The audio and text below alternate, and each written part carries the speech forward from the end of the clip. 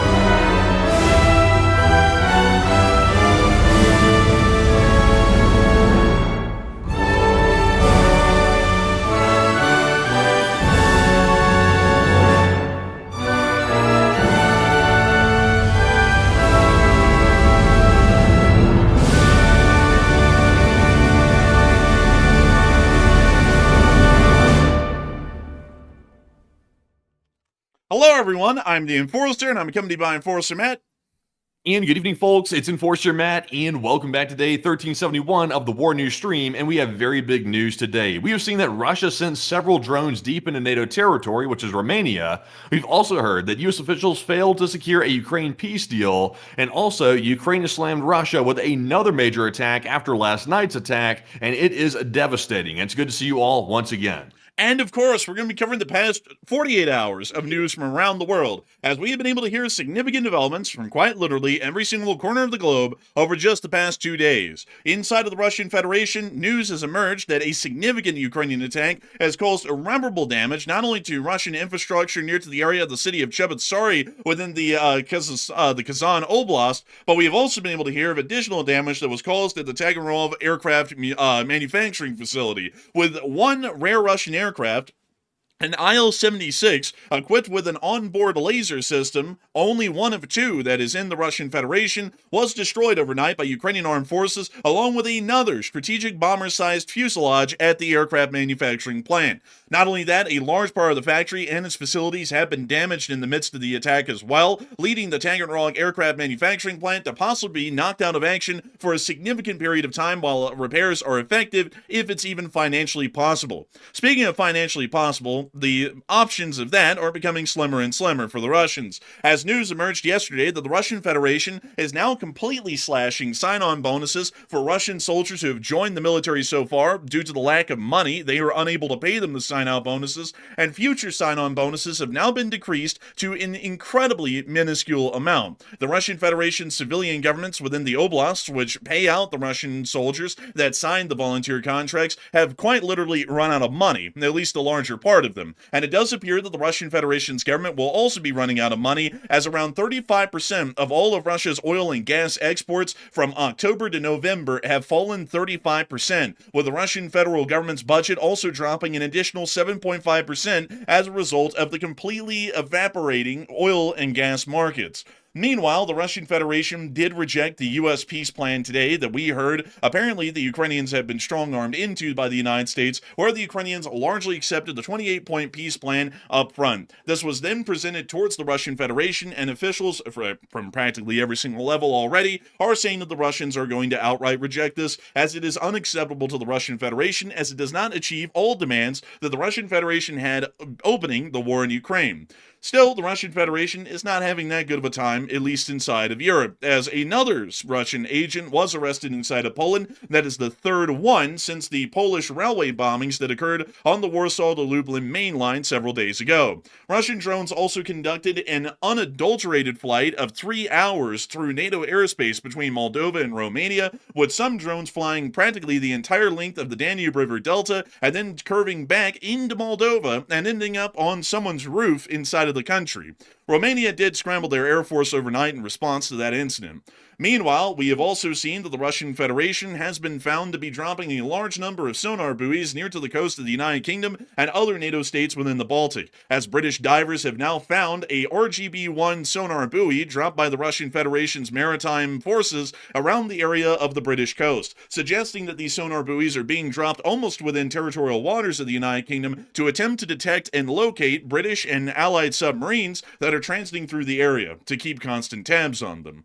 Meanwhile, we have also heard that the People's Republic of China is still ramping up tensions with the state of Japan. The People's Republic of China is now having all of their flights from domestic airlines to the state of Japan from the People's Republic of China, while at the same time, on a phone call with the President of the United States, continuously insisting that Japan and the United States not only shouldn't, in their best interest, not stop China from invading Taiwan, but should actually give Taiwan to the Chinese, because that would only be the right thing to do, according to the communists. Meanwhile, Pakistan has conducted further airstrikes on Afghanistan, once again showing that the ceasefire that was negotiated between Pakistan and Afghanistan inside of Doha, Qatar, was very short-lived, and it's highly likely that another war with India may be beginning here very soon, as the tensions remain at a fever pitch within the region.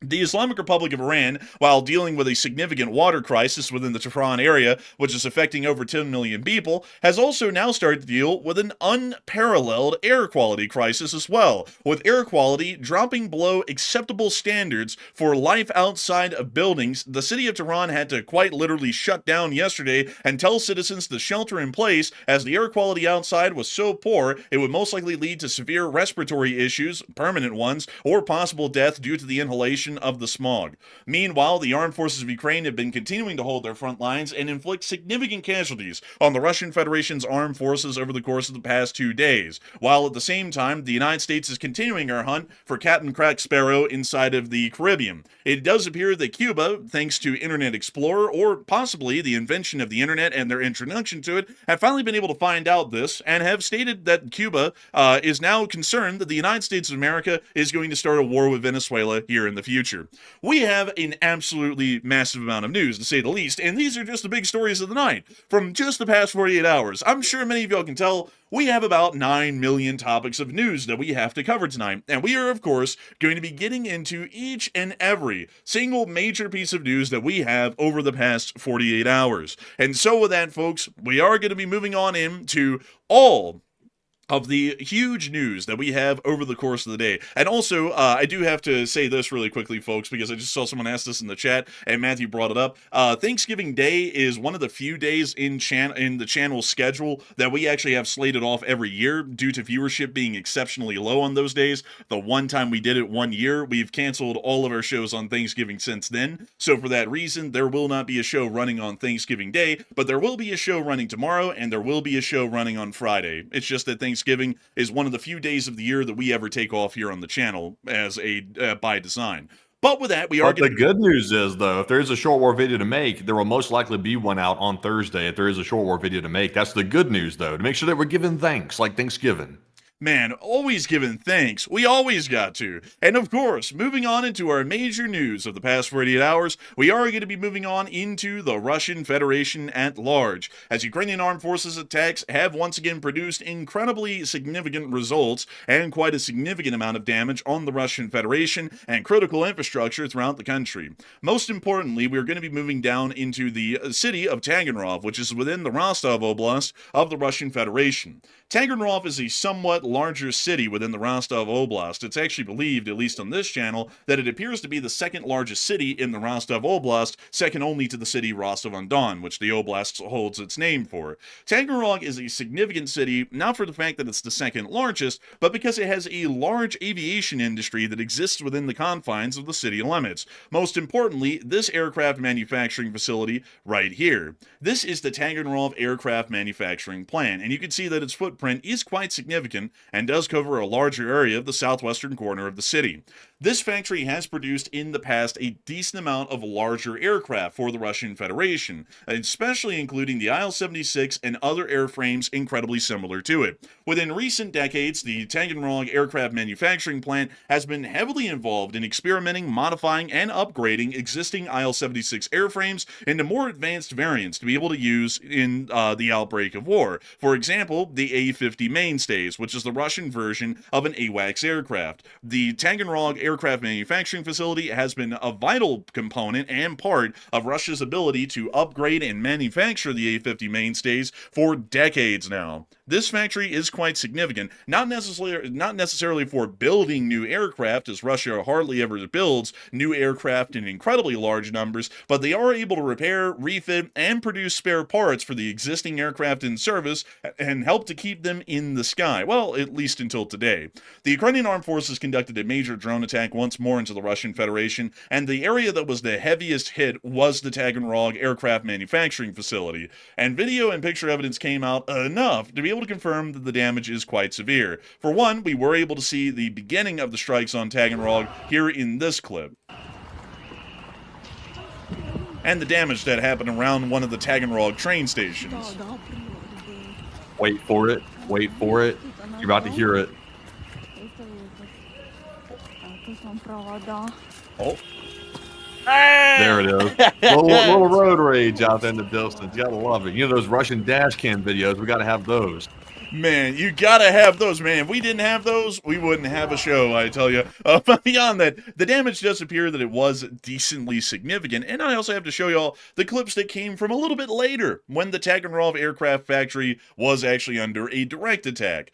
The Ukrainians did not spare any expense overnight hitting this facility. Here are a couple of the geolocated pictures, one here and also from Max 25, showing the location near to the airfield, and it does appear quite clearly that there was a fire happening near to this area of the apron, right over here at the Taganrog aircraft manufacturing plant. Additionally, there was a decent amount of other videos and pictures that came out showing large fires that had broken out at the factory as a result of the strike. We also have clips of these strikes as well, including this one, once again showing a larger fire having broken out on the perimeter of the plant. Въебали.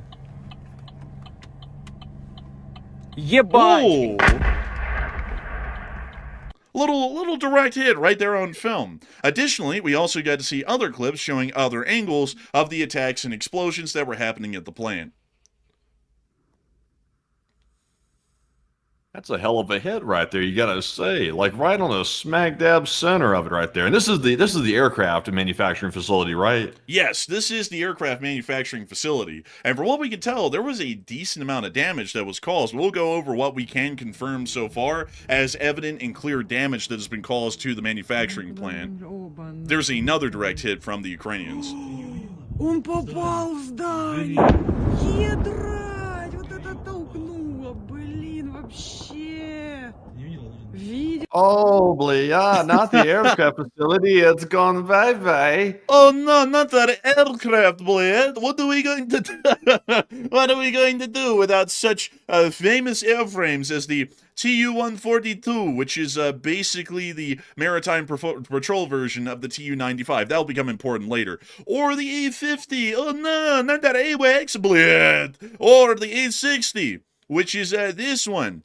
This is an airborne laser laboratory. This becomes incredibly important in like 2 minutes. Or you know, other major aircraft of the Russian Air Force, like for example, the pretty much completely unknown A-12, which never really was used, but they tried to make them. Beriev also, by the way, folks, is the aircraft company, if y'all know about this, that actually designed the crazy floating or kind of gliding airplanes that would fly directly above the surface. Basically, the hydroplanes. They were the ones who designed the absolutely insane ones. Let me see if I can show y'all one of the crazier ones that they made. Well, I be dipped. Do they not have it on this list? Probably they don't have it on the list because it wasn't ever mass manufactured. Oh, wait a minute. Here's one of the crazy things that they designed. This right here. This is some of the crazier stuff that Beriev has designed in the past as an aircraft manufacturing plant. That's what the Taganrog plant is the Beriev manufacturing plant. But as you can see, they do produce some of the more important aircraft that are currently within the Russian Air Force, particularly the A-50 and the Tu-142, which are still quite important to this day. Unfortunately, though, unfortunately for the Russians, it doesn't look like last night went all too well for them, at least at the attack of the airfield. Y'all know how I was just talking about the A-60, which is Russia's prototype laser aircraft that had an onboard laser system mounted into the nose cone of the aircraft. Well, these are actually somewhat rare, and at least technologically, these ended up being a dead end for most everyone around the world. Even the United States of America experimented with airborne-based laser systems on 747s. We generally found out that those didn't really have a great deal of efficiency, so we ended up scrapping the project. Nevertheless, Russia only has two of these, the 1A and the 2A. One of them is here at Taganrog, and the other one is somewhere else in the country at an unknown location, at least from what I could find earlier today.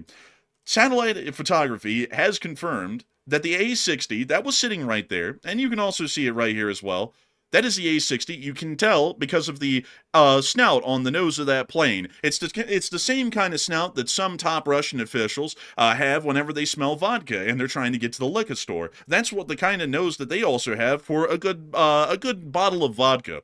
But that A-60 has been sitting there for a little bit, and while the Russians never have used these in actual combat, this is believed to be one of the more advanced aircraft that Russia generally built from the ground up technologically inside of their country, meaning that as far as future testing and future development of technological and weapon systems, this aircraft could end up being quite important, especially to try and modify in the future for Russia to be able to develop more advanced weapon systems. This was the satellite picture that came out yesterday of this area of the plant, and this is the satellite picture that came out today. So we can see that the final assembly shop has been absolutely peppered by multiple drones, which slammed into the roof. There appears to be 5 independent craters caused by drones that directly impacted the roof of the final assembly building and exploded into it.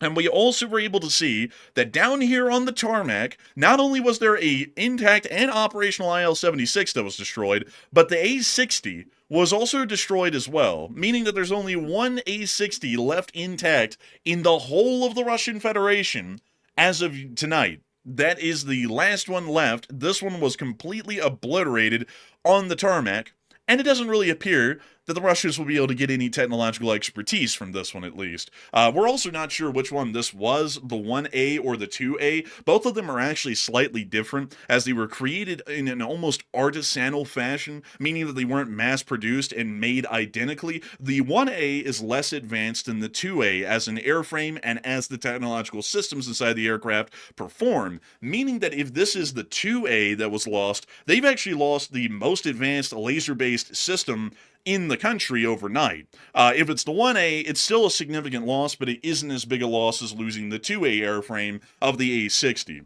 Still, the damage is quite significant, not only to the A-60 and the IL-76, but also to the final assembly workshop, which may be shut down for an extended period of time due to the damage that it sustained, and if the drones actually punctured through the roof, or the majority of the explosion actually happening in the final assembly workshop, the damage within the final assembly workshop may be untold at the moment. We wouldn't really know how bad it is. They could have damaged several airframes in construction within the factory, or they may have damaged vital factory machinery and equipment that was used in the final assembly of these aircraft. Either way, this factory... Also, by the way, most people want to know how much was this aircraft, because most people want to know what's the economic damage and the toll it's going to take on the Russian government. It looks like we don't have an exact number for what the aircraft actually cost to produce, but it looks like the Russian A-50, which is obviously not the A-60, but the A-50, the airborne early warning aircraft, cost around $300 million. That's the estimation for what it cost. So obviously, I would imagine that this other aircraft here that was taken out, with it being a one of two prototype or a experimental aircraft, aircraft, it probably cost even more than that to produce. So it could be closer to 500 million actually, or even more than that. So that's a huge loss right there, a major loss. And also they just lost one of two. So that's also another huge factor too. Also, another important thing to point out for y'all, if this aircraft is close to $500 million in value, I'm about to actually hit y'all with something crazy here. That aircraft being lost is the same amount in money that is lost for the Russians when it got destroyed as the entire Slava-class cruiser, the Moskva, was when it was also destroyed in the summer of 2022. So in monetary value, that A-60, if we are extrapolating the number correctly and deducing it through reasoning properly, if it was about $500 million and they just lost it overnight, that's actually the same cost as this entire cruiser, which was the flagship of the Black Sea Fleet until it was destroyed in middle of 2022. So not really a good thing for the Russians, especially on the monetary side. Not that they ever use these in combat, it's more so of a technological loss for the Russians to lose an A-60, more so than anything, because these aircraft have rarely ever flown, and for the most part, they're only used in a limited capacity to try and further Russia's laser-based weapon systems, which are very much still in their infancy compared to here in the West, where they're almost being put into actual frontline or field service. Still, it's a significant loss for the Russian Federation to lose practically a cruiser-priced aircraft at an airfield overnight, and to also possibly have the entire Beriev manufacturing plant knocked out as well at the exact same time. Now, this was not the only attack that we saw inside the Russian Federation last night, at least one that's large enough to report on. The Russian Federation also did take quite a significant beating at Cheboksary, which is all the way up in this unnamed oblast. Earlier on in the intro, I actually called it the Kazan Oblast, which I believe is called Tatarstan, but this is actually not Tatarstan. This is the oblast just to the north and west of Tatarstan. Still, Cheboksary did take a pretty decent hit last night. We're not exactly sure what was hit, but something was hit. So, Filmed on a 2-bit camera, apparently. That sounded like audio from like the 1990s or something. man, you know, this is that audio right there, man, that the Taliban had whenever they would film their videos in the early 2000s. They whip out like a Nokia or something like that, and they record on that. This is that kind of sound quality.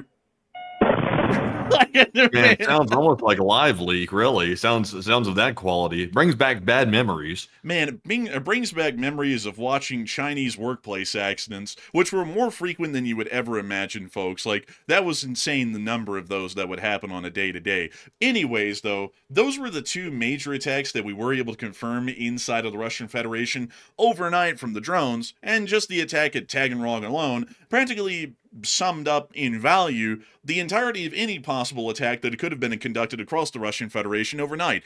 But with that in mind, a lot of people are talking about the Ukrainians and their major strikes that they've been conducting over the time of the peace talks. And a lot of people are wondering what the Ukrainians' grand strategy is with conducting significant strikes like these in the midst of the ongoing peace talks, which, you know, of course are going to bring peace to the Middle East and everywhere else in the world. But Matthew, what are people thinking about that? And what are you thinking about that as well? All right, folks. So we haven't even gotten to the biggest videos of the attacks just yet. Those are still to come very soon. So Ukraine's been slamming Russia over the last couple of days, especially at night. They've been slamming major Russian cities with huge drone strikes, and I mean huge drone strikes, like bigger than usual. And it's happening during the peace talks. So what is Ukraine's plan here, and what are they trying to do? 52% said they're trying to counter the large Russian attacks, and these are merely counterattacks, while 22% said they're trying to make Putin nuke the peace talks, basically to give up on them, and 21% said it's simply routine Ukrainian attacks. So in my personal opinion, I'm actually with the 22%. I think what Ukraine's trying to do here, because of course Ukraine doesn't want to be forced into a bad peace deal, so what they're trying to do is they're trying to get the United States to actually listen to reason, and at the same time, they're trying to make Vladimir Putin basically get pissed off with these massive attacks, so that way he's not willing to agree to these peace plans the U.S. is coming up with. And honestly, I'll say this, I don't even think Zelensky needs to do this to cause Putin to nuke it. I think Putin's going to nuke the peace talks on his own accord. It sounds like he's already doing that right now, because of course it was basically a Russian plan that the U.S. had presented, and it was basically Russian. It had all the Russian wish list points on it. It was not benefiting Ukraine whatsoever. So and now we're hearing there's a revised plan out there, which may be more favorable to Ukraine than Ukraine might have agreed to, but we don't know the exact contents of the plan just yet. So I think personally, I think they're trying to make Putin angry, but we'll have to see where it goes. But Enforcer, what say you? I would generally have to say that it's most likely to counter large Russian attacks. I would have to be with the 51% in that, because while peace talks are ongoing, the war is still happening. And that's something that some people usually don't factor into the equation. When peace talks are going on, it doesn't really matter. Usually wars are still rolling on at full speed even then. For example, in the Second World War, if we want to take the Second World War as a good example, since a lot of people know that as the touch point, during 1944, the German government, through multiple different officials, including Heinrich Himmler, who was largely the second in command of Nazi Germany towards the end of the war, along with Hermann Goering and others, had secretly been reaching out to the Allies during that period of time to see if they could possibly negotiate some sort of a settlement or a peace, and just simply oust Hitler and become the leader of Nazi Germany and keep the Nazi government intact. The Allies never slowed down any of their offensives during those times and continued to insist on unconditional victory. And the German government, still to that point, was still fighting tooth and nail against both the Soviets and the Allies during that war, tooth and nail until the very last, even with a large amount of officials, now with secret and classified documents being unleashed to the public here within recent years, talking to the Allies the entire time, trying to see if they could find a way to jump off of the burning wagon before it ran into the wall at the bottom of the hill. In the First World War, during the time of the negotiations in the latter part of 1918, and really throughout the entirety of 1918, the Allies and the Axis, or generally the Central Powers at the time, were still conducting significant battles and offensives during the entire time that the armistice was being negotiated. And even once the armistice was negotiated, afterwards, the United States went to hog heaven on the Germans and were conducting as many offensives as they could to just try and push them back as much as possible before the armistice came into effect, even with it being quite clear the Germans were practically about to unconditionally surrender to the Allies at the end of the conflict, making it completely pointless, really, to push them back as much as possible, as they would have to give up the land anyways. So generally, based off of just the example of the two world wars, it is quite clear that offensive actions sometimes even ramp up in the midst of peace talks by both sides, as both sides are trying to position themselves somewhat well for their position in the peace talks, or they're just keeping the war going because there's no guarantee that these peace talks are going to go anywhere. And if you let off the gas, at least in fighting the war, who's to say that the other guy is going to just punch down on the gas in the midst of the peace talks and take advantage of your goodwill? That's hard to say. So I would generally say that the Ukrainians are just responding to the Russians and their actions as usual, and also keeping up to the promised before the peace talks were even really kind of like forced on the Ukrainians at this point. They're just keeping up with what Zelensky promised, which is the daily attacks on critical Russian infrastructure and industries throughout the country. So I generally had to be with a 51% for that reason. But moving on from that, in the major Russian attacks, or the Ukrainian attacks that happened inside of Russia last night, got to get that one correct, we are going to be moving on into some other major news that has happened over the day. As many of y'all have heard that those Russian drone incursions, those pesky Russian drone incursions, they have been going on for quite some time, over practically every country within Europe. And we have seen that again last night, another major drone incursion did occur over Romania and Moldova, quite a significant one at that. According to information that has been published overnight by the Romanian Defense Forces, Romanian authorities now reveal that two Russian drones, entered Romania's airspace and flew through it for 3 straight hours, crossing multiple counties before one reportedly crashed around the area of Puesti in Vaslui, which is the Vaslui county of Romania. According to Romania's defense ministry, the drones crossed the Ukrainian area of Vilcove, then moved through Tulsia, Galati, Vrankia, and finally reaching Vaslui in a route of approximately around 180 to 220 kilometers, depending on the trajectory. The Romanian Air Force was scrambled overnight along with ground air defense forces, but it does not appear that they ever intercepted or directly shot down the drones in the midst of the 3-hour-long air incursion that was conducted into their airspace. At this moment right now, this is the craziest thing. This is the longest time that a Russian drone has been in NATO airspace, even longer than the Polish air incursions that were conducted by the Russian drones several months ago. We even have proof, just in case you all are wondering, do we have any picture or video evidence of these drones? We don't have picture or video evidence of the ones in Romania, but we do have picture and evidence of the ones in Moldova, as one of the drones in Moldova actually appeared to have slammed down into the roof of a small house within the southern part of the country and was sitting there just on top of the building. It Isn't doesn't. that crazy? Like literally just sitting on the roof like that. It's like, how did it land so gently? Now, one thing I did notice, this does appear to be a decoy. I think it is a Gerbera Russian drone, which is a decoy in my personal assessment, but it gracefully or must have gracefully landed on this roof for it to land intact. And also look at that little like cheap Z that they put on the tail fin too. It's like just a spray painted Z on the back of it. Yeah, I would have to say it's quite crude looking, really, and it is a decoy drone. And that's also something, by the way, folks, that we have to point out is that every single drone that's ever come into NATO airspace is a decoy drone. None of them, from what we know, have ever been armed, at least from what we know yet. We could shoot down one of the ones in the Netherlands or elsewhere, and then they might explode once they hit the ground, and then we'll know that they're armed. But so far, all the ones that we've ever been able to confirm that have landed or crashed within NATO territory, they've all been decoy drones and unarmed. And I believe that's a deliberate action by the Russians, so that way they can violate our airspace, but also not have the risk of this thing possibly going errant, slamming into a building and killing a family of four, and then causing a larger conflict as a result of that.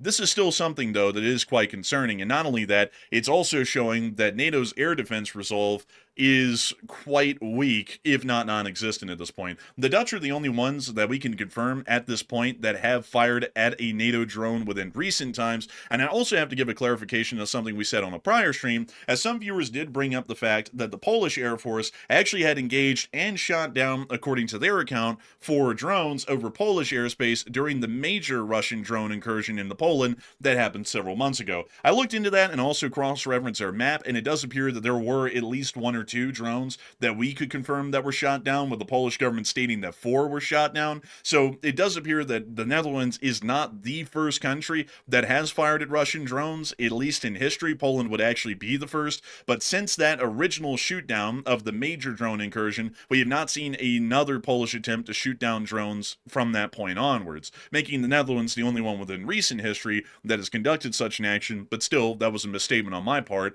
on Sunday. Nevertheless, it doesn't appear that really any NATO countries have the gall or at least the gumption to attempt to shoot down what are clearly Russian drones that are violating NATO airspace and could possibly cause great harm and death to the individuals and citizenry of the Republic of Romania or any other country within the NATO alliance for that matter. And it's so crazy that this keeps happening to where Russian drones fly openly through NATO airspace, and Russian aircraft also openly fly through NATO airspace, and nothing practically is really done to try and address the matter or resolve the issue that those drones and aircraft are violating the sovereignty of a NATO state. And Matthew, what are people thinking about that, and what are you thinking about that as well? All right. So I can't even remember at this point how many times this has happened over the last couple of weeks alone, pretty much. The Russians are firing drones on a routine basis into Romania. Romania is basically the punching bag at this point for Russian drones, decoys that is, going right into their territory. Like the enforcer mentioned, we saw 2 of those Russian decoy drones go right into Romania. One of them, I believe, left Romanian airspace, and the other one crashed into a part in northern Romania. And we saw bits and pieces of it on the ground and some debris footage that we got earlier today, but the drones were there for over 3 hours. They were in Romanian airspace, violating the airspace, and could have been armed and could have actually hurt civilians. And this threat existed for 3 hours while the Romanians flew F-16s around searching for it and looking for it very desperately. So why was there no response? The Romanians did not shoot it down, so why is that the case? 32% said that it's probably the USA instructed NATO not to respond to it, while 28% said Romania doesn't want Russia's wrath, and 28% also said it's a lack of proper defenses. So I actually spoke to a couple of Romanians today, Romanian citizens, that seem to think that their government is not properly equipped to handle this when it comes to proper defenses, and they're saying that the F-16s are not good enough to shoot these things down. But at the same time, though, I would say that the F-16 is perfectly suited to take down at least 1 or 2 Russian drones if they're equipped with the proper missiles, which I believe they are. So they could have been shot down by the F-16s. That appears to be what Romania sent up in the skies to respond to it, was these fighter jets. So I don't think it's a lack of proper defenses. I'll be honest with you. I'm with the 28% that said Romania doesn't want Russia's wrath. I think that's the main reason. Romania is right there on the border with Ukraine. So it wouldn't be too far-fetched for the Russians to attack Romania in a direct attack if they decided to do so. And I think Romania does not want to be the first one to go down in case Russia does expand their operations to a NATO state. So I think, honestly, I hate to say it, it sounds like cowardice of the Romanian government. I hate to keep accusing NATO countries of being cowardly, but it seems like that's probably what it is, and they're scared to shoot down drones invading their own airspace because they don't want to piss off Vladimir Putin. But Enforcer, what say you? I would have to say that I would generally believe that it's actually more so a mix of all three than just one in particular, and that's kind of a cop-out answer. But I'll explain all three facets and how they kind of blend into the Romanians just not responding at all. One, they probably are quite concerned about a Russian response, much like Denmark and the Belgians have made quite clear recently. They are also incredibly scared of possible Russian responses to actions that would be done within their own airspace for national security purposes. And Romania could also be quite concerned about such an incident as well, and possible Russian air attacks happening against their country due to them attempting to shoot down one of these drones, at least air attacks at a minimum. Additionally, Romania is not a well-equipped armed force, and while they are trying to work to rapidly modernize and equip their armed forces with Western weaponry, the Romanian armed forces are generally more so a Soviet-era military with Soviet-era equipment permeating through most of the armed forces, even including the Air Force of Romania. So that makes it somewhat difficult for them, at least in a larger way, to have a huge number of effective equipment, systems, and weapons to be able to try and deal with these sorts of drones when they fly through Romania. That's a situation that can't be fixed immediately, even if the Romanians want to fix that right now, and they are. It's still going to take several years for them to completely westernize their armed forces. Additionally, the U.S. most likely probably has instructed NATO states to not respond to Russian air incursions because of the concept that if we respond, we're only going to be escalating tensions against a country that clearly could wipe the floor against NATO if they wanted to. Which is completely untrue, but that's probably the assumption that's being made at this point, because a similar assumption is being made about the Russians in Ukraine currently and the ongoing attempts at peace talks by the United States. The United States is continuously saying, according to Ukrainian sources, that they believe that the Russian Federation has the offensive and military capabilities to actually achieve all of their goals in Ukraine anyways, and that's why they're generally going with an unconditional surrender plan in peace talks, is because in the American mind, at least in the leadership, they believe that the Russians will win anyways, so why not just give them what they want now and give up anyways? That's generally what the U.S. is working off of there. So we also could believe, extending that to the rest of Eastern Europe, that the United States has also told other countries not to mess with Russian drones, even if they fly in their airspace, because they are generally scared of what the Russians might do, although in reality, the Russians really can't do anything. So I would have to say it's generally more so a mix of the three than any single one. And combining all three of those together, it comes up with a response that we see last night, which is where the Romanians do not shoot down the drones. They do scramble the Air Force, but even with the Air Force being scrambled, they still do not attempt to shoot down the drones and allow them to fly through Romanian airspace for roughly about 3 hours. Also, do you happen to have the low resolution map showing where the drone took a flight path through the Romanian territory? Because I would like to show something to the people. There it is right there. So notice here, while these drones were flying through Romanian airspace for 3 hours, this thing basically flew the border, basically, of Romania, which to me, what that looks like is it looks like they're trying to test out the air defenses, and that's why they're flying that drone around. It also makes me wonder at the same time, was there any surveillance capabilities on these drones, like for example, cameras or anything like that that could be surveilling the ground to see the location of air defense batteries? Because the flight path is very interesting here. And also, it clearly didn't accidentally go into Romania, because why did it take such a specific flight path along the major cities right along the border? Seems really odd to me, and really takes it away that it's an accident. Yeah, I would have to agree. It clearly is not an accident. On top of that, the drone flew as far into Romania as it possibly could, as it had reached the Carpathian Mountains, or as some people would call them, Transylvania, at least within Romania.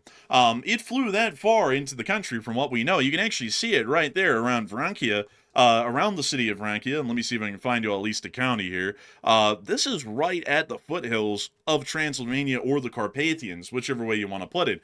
The drone most likely didn't have the ability to climb an altitude to fly any farther, and once it started to reach the area of the Carpathians, we then saw that it took a gradual turn back towards the northeast, and then flew into the Vaslui County of Romania, and then apparently crashed there after it ran out of range, battery, or fuel, one or the other. So at this point, it does appear quite evident this drone tried to get as far as it damn well could through Romania before it eventually just gave out because it didn't have the ability to keep going any farther. So I'd have to say this is quite deliberate by the Russians, and I've seen some people saying that this is clearly a NATO false flag. And I've got to ask, how in the world is this a NATO false flag? A false flag involves an action that requires a response. The Romanians aren't demanding a response to this. They brought it up, then brushed it under the rug. So if it was a false flag, this is the lamest false flag attempt ever because it's not forcing anyone or compelling anyone to take action against the Russians because the Romanian Ministry of Defense simply stated it happened.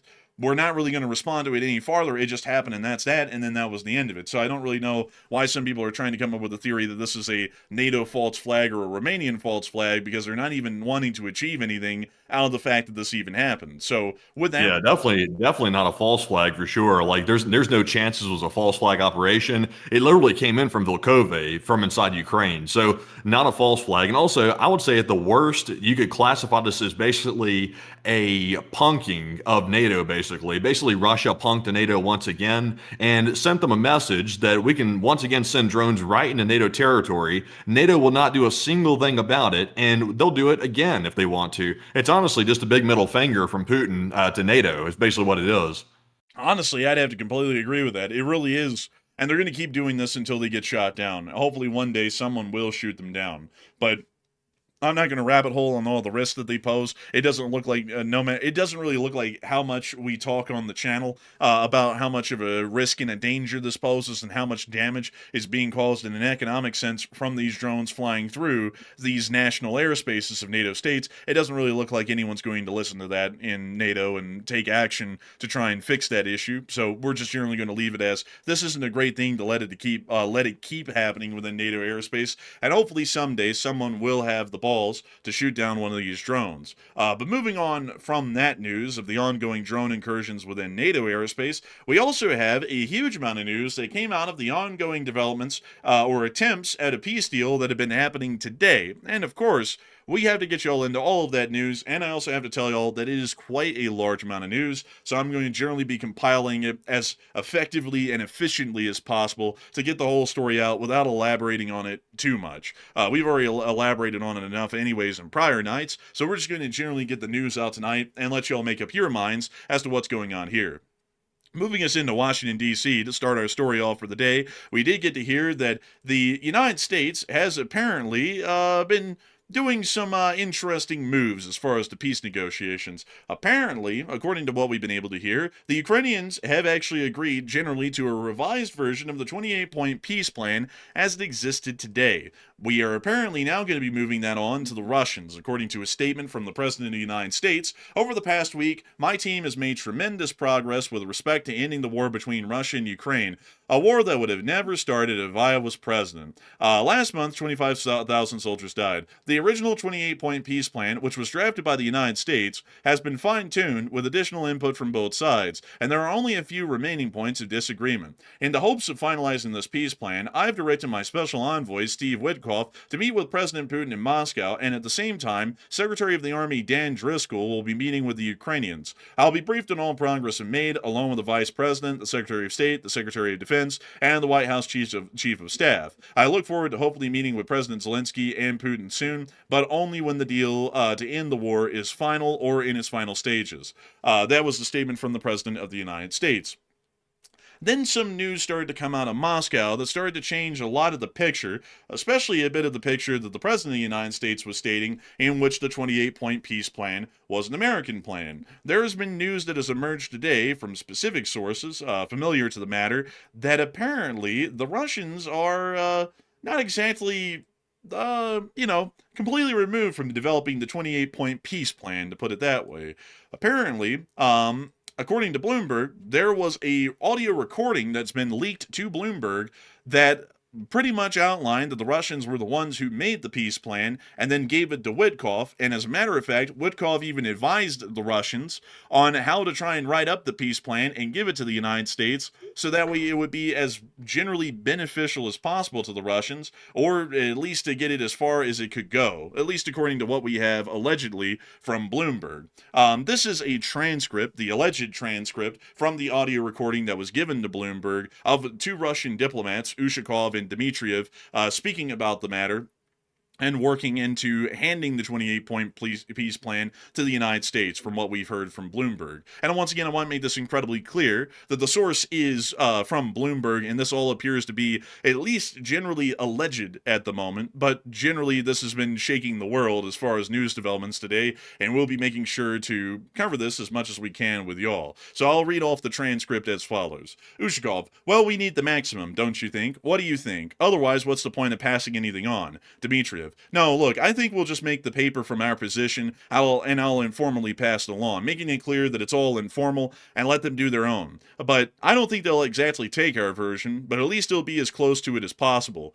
Ushakov, well, that's exactly the point. They might not take and say that it was agreed with us. That's what I'm afraid of. Dmitriev, no. I'll say it exactly as you say it, word for word. Ushakov, they might twist it later, that's all. There is a risk, there is. Well, alright, never mind. We'll see. Dmitriev, yeah, it seems to me you can talk later with Steve about this paper. We will do everything neatly. SW, I would like to make the call and just reiterate that you congratulate the president on this achievement, that you supported it, and that you respect that he is a man of peace, and you're really glad to see it happen. So I would say that. I think from that, it's going to be a really good call, because let me tell you what I told the president. I told the president that the Russian Federation has always wanted a peace deal. That's my belief. I told the president I believe that. And I believe the question is, the issue is that we have two nations that are having a hard time coming to a compromise, and when we do, we're going to have a peace deal. I'm even thinking that maybe we set out like a 20-point peace proposal, just like we did in Gaza. We put a 20-point Trump plan together that was 20 points for peace, and I'm thinking maybe we do the same thing with you. My point is this, and then the phone call continues, but that was the part of the transcript the audio recording that Bloomberg allegedly received that they then translated out of Russian. And then, there's one more page, by the way, of transcript. And let me make sure to get to that right here. So, going on from this, my point is this, ... Maybe he says to President Trump, Steve and Yuri discussed a very similar 20-point plan to peace, and that could be something that we think might move the needle a little bit. We're open to those sorts of things, to explore what's going on, to get a peace deal done. Now, me to you, I know that what it's going to take to get a peace deal done. Donetsk can maybe a land swap somewhere, but I'm saying instead of talking like that, let's talk more hopefully, because I think we're going to get a deal here. And I think, Yuri, the president will give me a lot of space and discretion to get to the deal.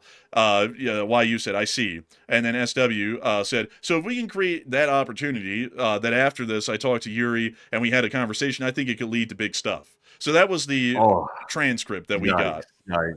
Honestly, if this turns out to be true, because at this point, I'll be honest, folks, I'm very skeptical of, like, for example, media outlets that happen to get leaked recordings. I usually like to get some more corroboration of it first. So we want to make it perfectly clear. This is all alleged according to the reporting out there that's in the media right now. But if this turns out to be true, this is bad, ugly. This is bad, ugly right here, because what this paints a picture of is the U.S. negotiators are treating Russia and Ukraine as one and the same. They're treating them both like they're both Western aligned and like it's a mere disagreement that two folks are having in their front yard. This is way more serious than that. Russia has committed almost close to a genocide in Ukraine, and they're still wiping civilians out. So for the Americans to be talking to Russia like they're just their friend or something, that is crazy work right there. Very, very crazy.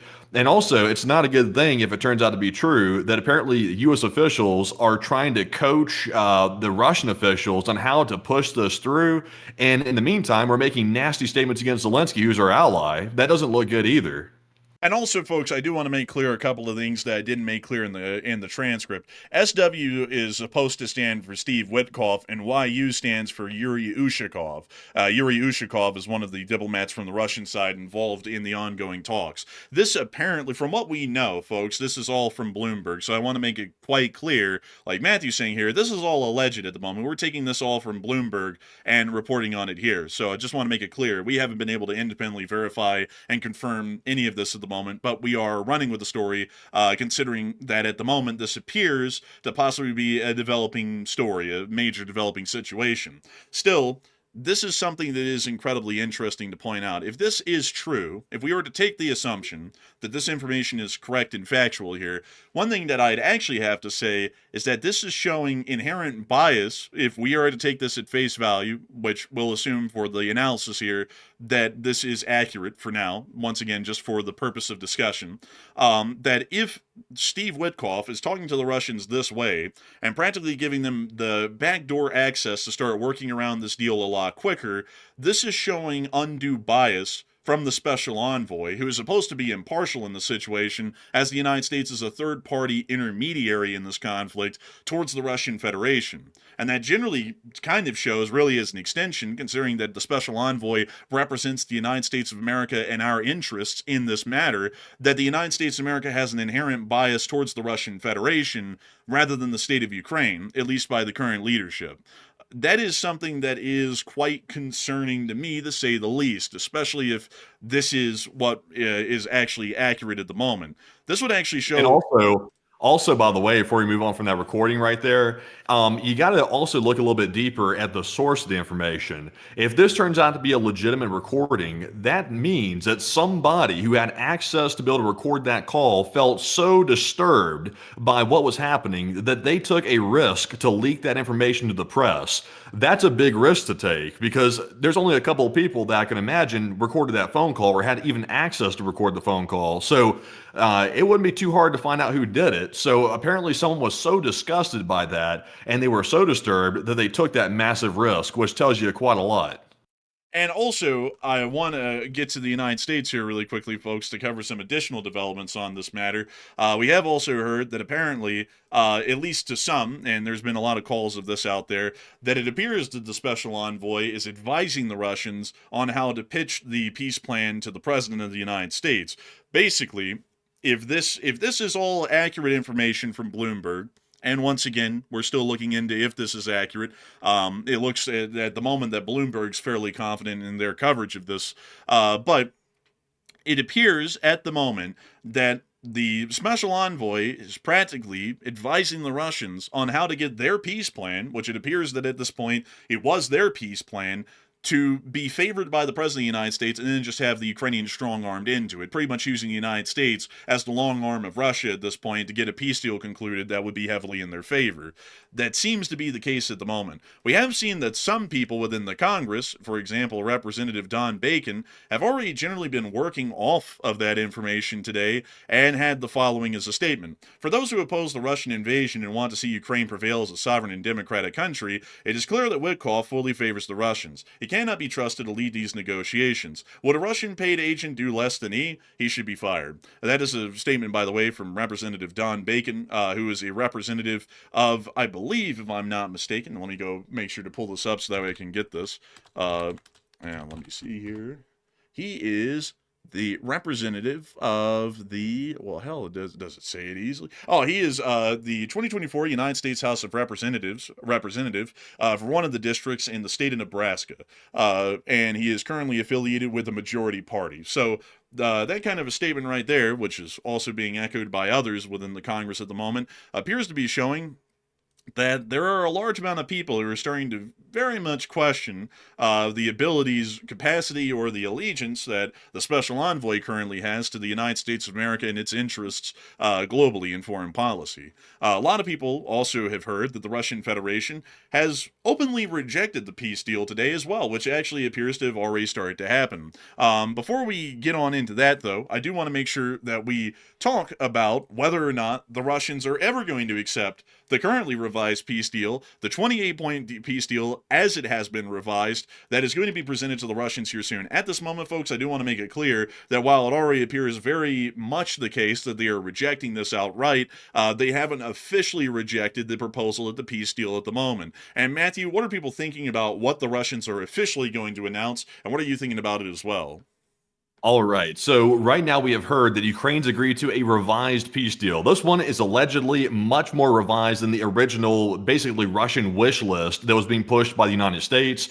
And the U.S. is set to present this to Putin and his goons next week. So what happens? 71% said Russia will 100% reject anything that's presented. They don't want peace. 22% said Russia will only accept their plan and their wish list of a full capitulation. And 3% said Russia will end up agreeing very soon. So I would say that if Russia could get their way with that original agreement that the U.S. was pushing like it was something fantastic, then Russia might actually accept that because it literally benefited only Russia and hurt Ukraine in pretty much every way possible. So they would probably agree to that, but obviously Ukraine's never going to agree to that. They'd be insane to agree to that. So that's not a real option. So outside of that, Russia is going to pretty much 100% reject anything. Putin is on the path of destruction, and he's already set his country basically on the path of destruction as a whole because his economy is a war economy. He can't just stop the war or otherwise the economy will collapse. And also, he's getting older in age and he wants to see the re-envisioning of the Russian Empire before he passes on. So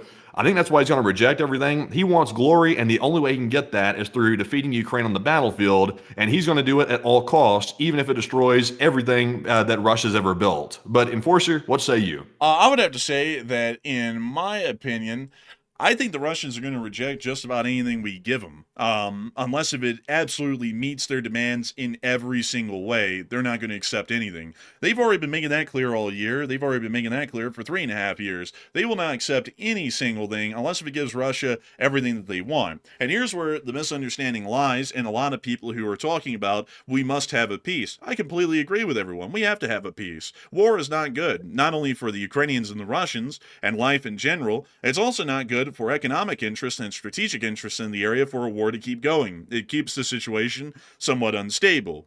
However, if the Russians are not willing to meet us in the middle, we have no option but to continue a war. We cannot give up, and we cannot let the Russians get what they want. That sets a very bad precedent in the future. Now, if a bully at school sat there and grabbed you up by your shirt collar and told you to give him your lunch money or else he's going to sock you in the nose, would you sit there and give him your lunch money? Well, some people might, but here's what's going to happen. You give him your lunch money today, he's going to come back again, he's going to do that tomorrow. You're going to start going hungry. You're not going to eat lunch a single day of the rest of the school year, or any other school year for that matter, because that guy's going to keep doing it.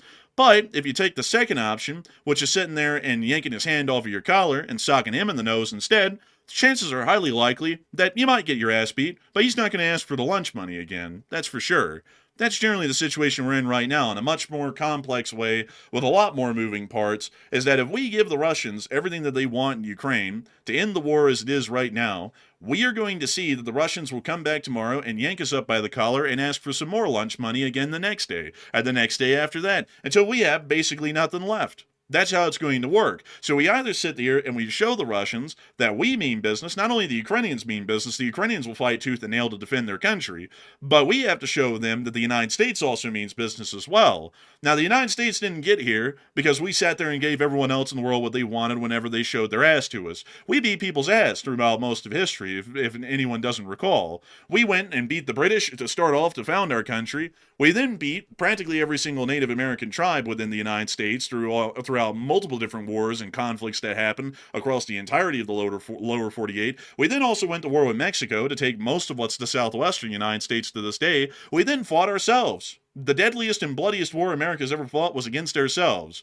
We then went and fought the entirety of the Central Powers in the First World War. We also fought a lot of people in between that. We fought the Spanish in the 1890s. We then went and fought basically every Central American country within the 1910s and the 20s, just for entertainment in between the two world wars. Then we went and fought the Nazi Germans and the Imperial Japanese in the Second World War. We've been fighting people for 250 years, because we don't give up and we don't back off. And so giving up and backing off now, which is something we haven't done over 250 years of the U.S.'s history, is most likely going to produce results that aren't exactly that beneficial to the United States of America. If our approach has worked for 250 years, which is to not back down and to always hold our ground, especially because we're always in the right and we're always looking out for our own best interests, for our own citizenry, why would we back down and give up today and show another country, especially one that has incredibly large ambitions in our sphere of influence, that they can show a little bit of aggression and practically get anything that they want if they just show some teeth for a minute? That's not a good approach, and that will not benefit the United States well.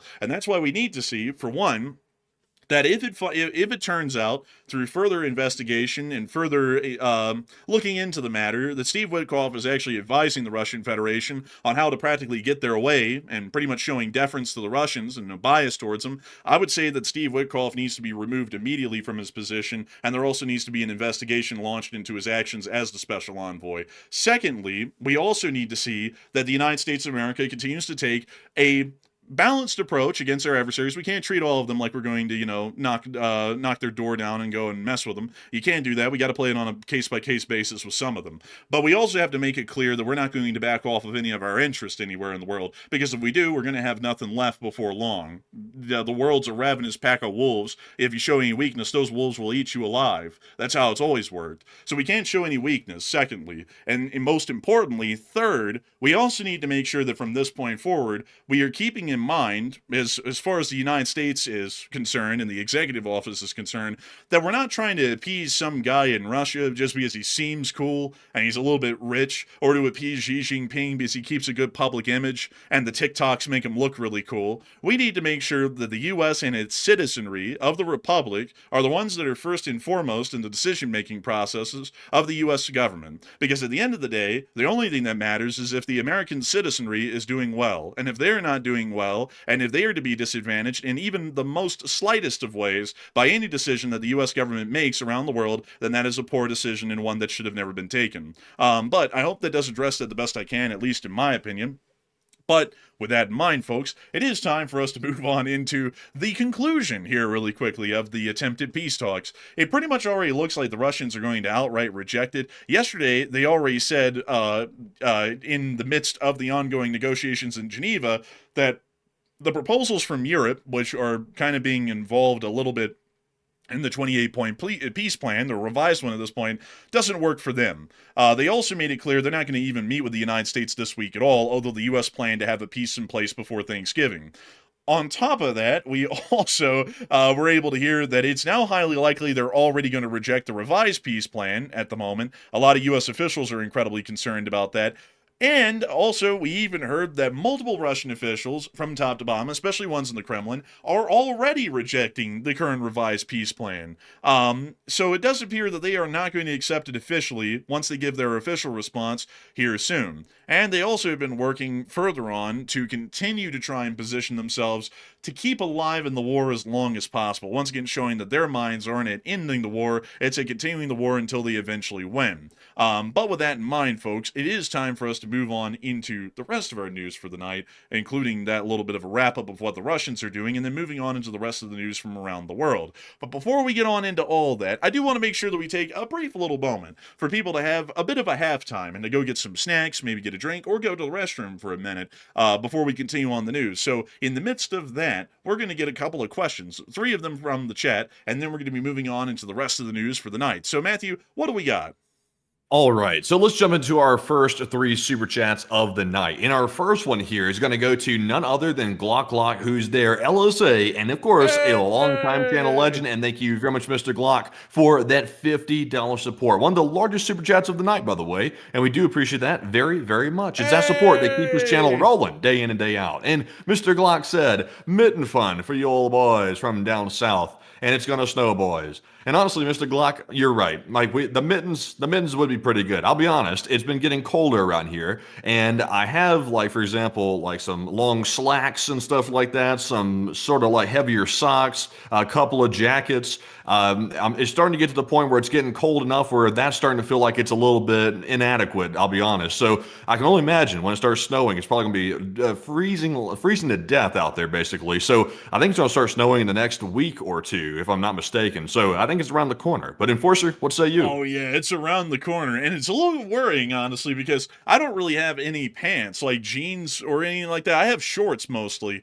so I'm gonna have to go pants shopping here soon to get some nice pants to stay warm because it's coming around. And I gotta thank you massively, Glock who's there, for the incredible support and helping us to, of course, have gloves and mittens fun because we're definitely gonna need some gloves or mittens or something along those lines to keep us warm during these harsh winter months out here in Salt Lake City. So a huge thanks to you so much once again. I hope that does address that incredibly well. And a huge thanks to you once again for being a channel legend, Glock who's there. And also I got to say, I still love that that you have the LSA flag as your profile picture. That is a really cool profile picture. And so a huge thanks to you so much once again. I hope that does address that incredibly well. And with that, we are on to the next one. All right. Honestly, I would say somebody said slacks. Honestly, I'll be honest with y'all folks. I feel like I dress like an off-duty, like federal agent or something. Like, like the khaki pants, like the polo shirt, and I don't tuck in. That's the only thing I'm missing at this point is I don't tuck in the shirt. But that's usually like my usual attire, like when I go places and things like that. So I got to get something like some thicker pants or something like that. Like it's really getting cold. But jumping into our next super chat here, this one's going to go to Rick Galen.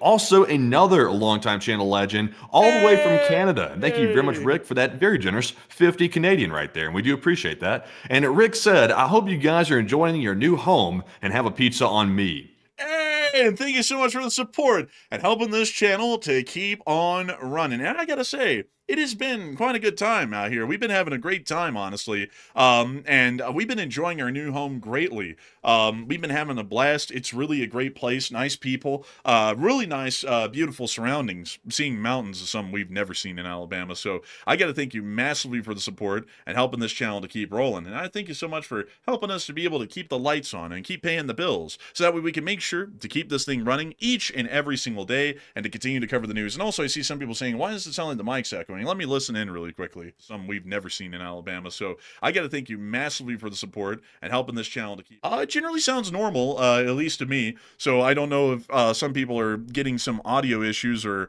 artifacts. I'm not really sure about that. Hopefully not, because it sounds like the microphone, at least from the little snippet I heard there, sounds pretty normal at the moment. So with that in mind, I hope that does address that quite well. A huge thanks to you once again for support and helping this channel to keep on running. Because if it was not for folks like you, Rick Galitchin, we wouldn't be able to keep this channel running, and we wouldn't be able to make this thing possible. And really quickly, folks, before we move on to our last question in this segment, I gotta fact check something that some people are saying, because a lot of people put our country down, even people here in our country for some reason, and I don't really know why. Because there's someone in the chat who's saying that the United States has never won a war since the Second World War, and I don't really know why people say that, because a lot of people push that sort of a story, and it's just markedly untrue. I mean, just because it's an absolute statement, there's one war that we clearly won back in the 90s, but I'll go through the list here really quickly because I want to make sure that we cover this somewhat well. So here's the Second World War. I'm just going to bump through this really quickly to get it off my chest because I just don't like people putting the country down for no reason.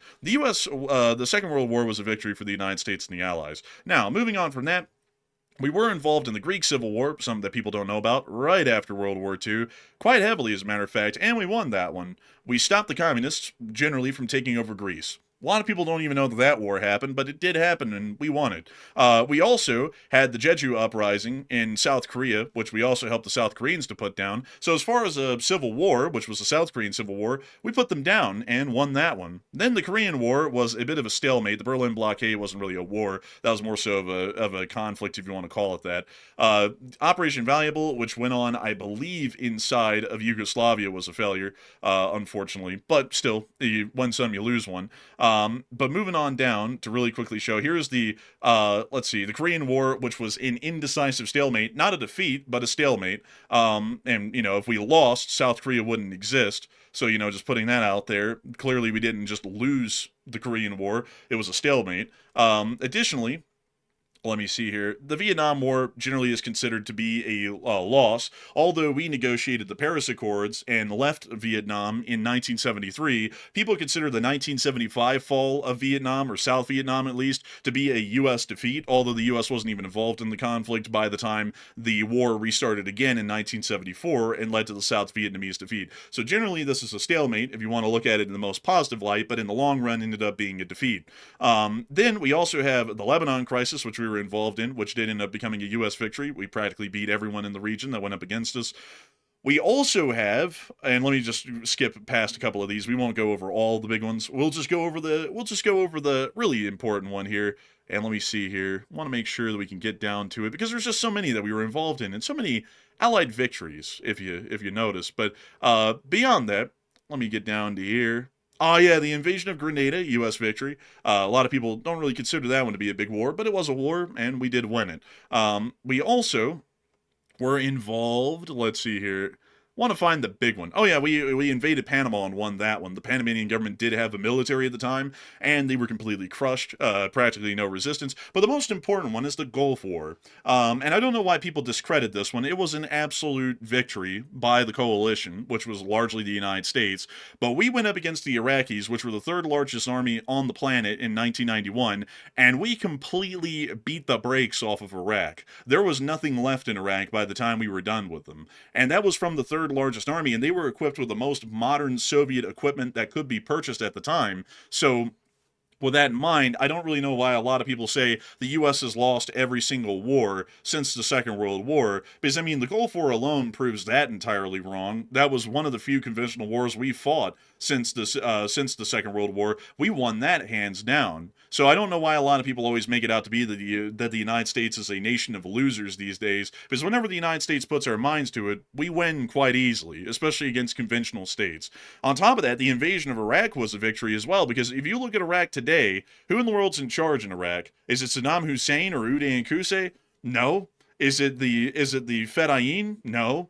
Is it the Ba'athist Party? No. None of those groups are in charge in Iraq anymore. We went in there and it cleared out Saddam. We cleared out the Ba'athist Party. We completely rebuilt the Iraqi government, and today it is clearly a U.S. victory. The Iraqis are still unstable, sure, but we won in that country fair and square twice. So anyways, with that, I hope that does address that well, but we're going to get on to the last question and then move on into the rest of the news for the night. Also, by the way, this is the last question of the segment, not the last question for the night. Just want to make that clear. But Matthew, what do we got? All right, so our last super chat of the segment goes to Arar983, who puts in a $20 donation, and thank you very much, Arar, as well, for that very generous $20 support. Hey! And Arar said, I wonder if the Costco chicken knows he sold for such a screaming good deal, an LLC.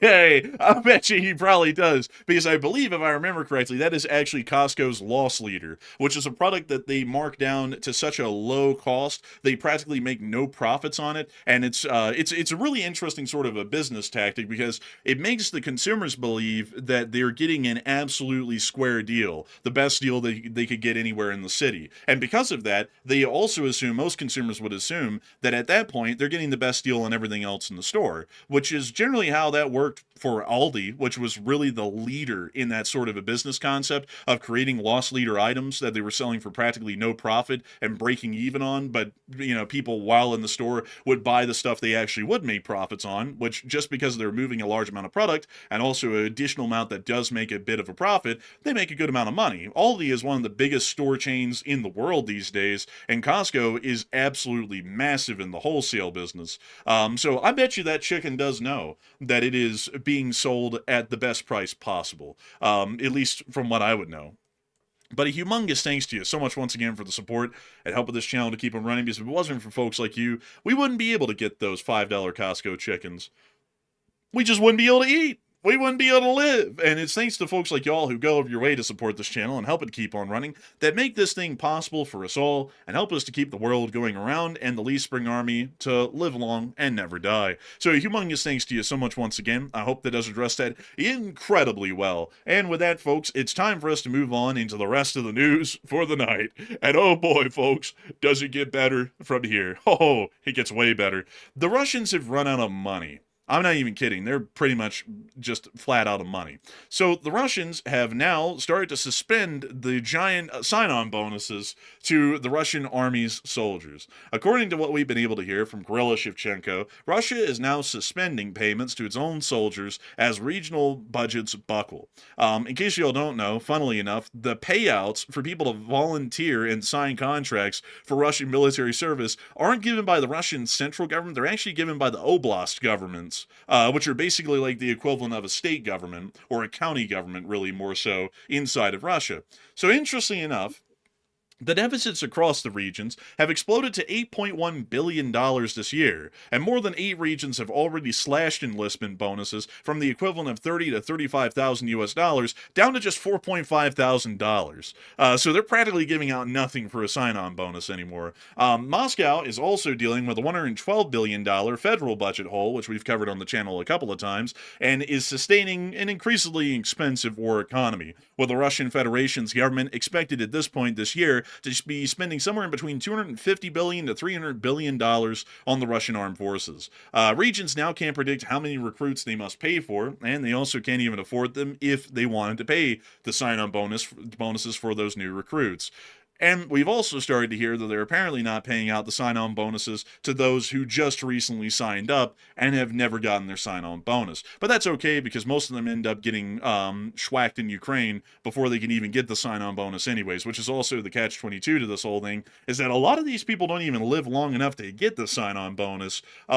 Outside of that, we also heard in Moscow that the peace plan is going to generally be rejected, and the Russians are also trying to figure out where in the world they're going to be going from here to keep financially floating the war. And according to Rosneft CEO Sechin, he has stated that they are ready to become a resource base for the Chinese. So at the beginning of the war, Russia, if y'all remember the propaganda from Russia, Russia was so powerful and strong that they would never need to become a resource colony of those stupid Chinese, bled. And now they're openly saying that they will become a resource colony for the Chinese to make some money, because they just don't have it. Like, they just don't have it. Oh man, isn't that bad? That sounds horrible. That I don't know if that's the exact way it was phrased, but that sounds terrible. Talking about Russia's ready to become a resource base for China. That sounds like they're referring to their people as like manual labor or something. Like, it sounds like they're referring to them as like cogs in a machine. Like, we'll put our minions to work for you, China, if we want to. It's like, that doesn't sound good. It's like, it sounds like a grim outlook for the Russian people. Yeah, it sounds absolutely bleak. It sounds like the Russian government, Matthew, is about to say, every resource unit shall report to the factory, and every labor unit shall work 12-hour shifts, bled. No breaks. It sounds like the rest start talking like that. Putin said, all the resource machines shall go to work so that way I can continue to commit war crimes inside of Ukraine. You understand? And also, please give up all of your benefits, lose your jobs, etc. Also, by the way, Mandy, this might be a little important to point out why the Rosneft CEO generally is the one saying this.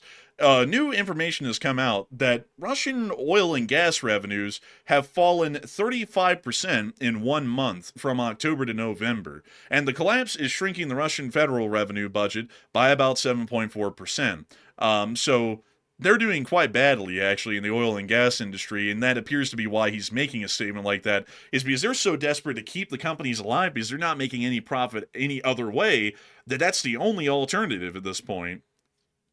Yeah, pretty much. It's really grim, honestly. And also, by the way, while we're on this real quick, I am running a poll on it. Once again, covering this question one more time. Russia says they're ready to become a resource base for China. So will this save Putin's economy? Because it sounds like this is their new strategy here. So 49% said no, it's simply hopeful propaganda and it won't save anything, while 27% said yes, it will provide some life support, and 18% said possibly, but only after the war. So becoming a resource base, first of all, sounds really bad. Number two, the way it was phrased to the Russian people sounds even worse. And number three, how are they going to become a resource base when literally all their major corporations are going broke inside of Russia? They're having to lay people off. They're cutting down their work weeks to like 4 and 3 day work weeks, which is a sign of a struggling company.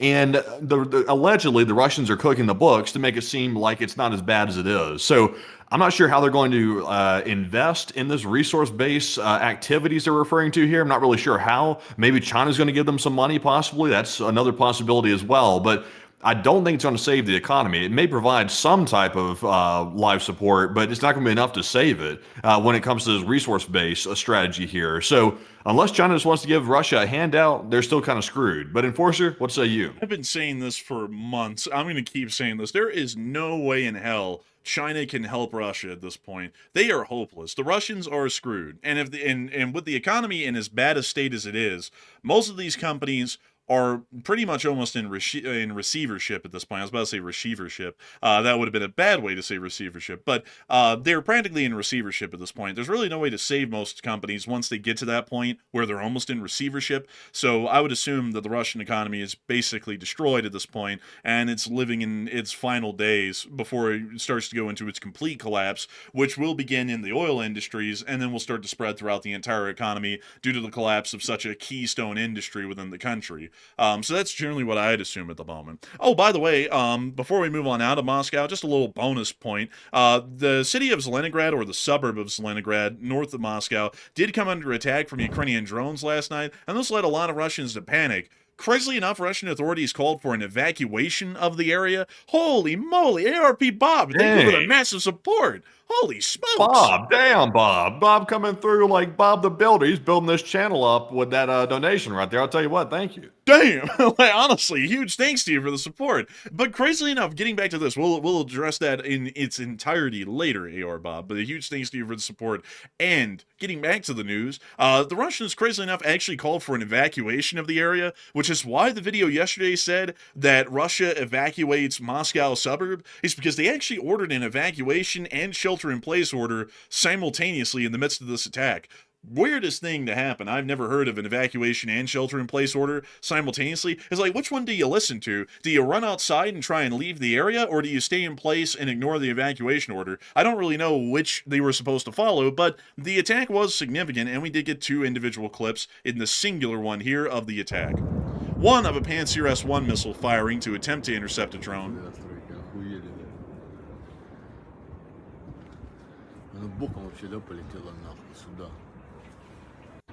And then this clip. Глобуса ПВО уебало. Только что он туда куда-то бахнуло, блядь. The air defense systems were hit around the globe.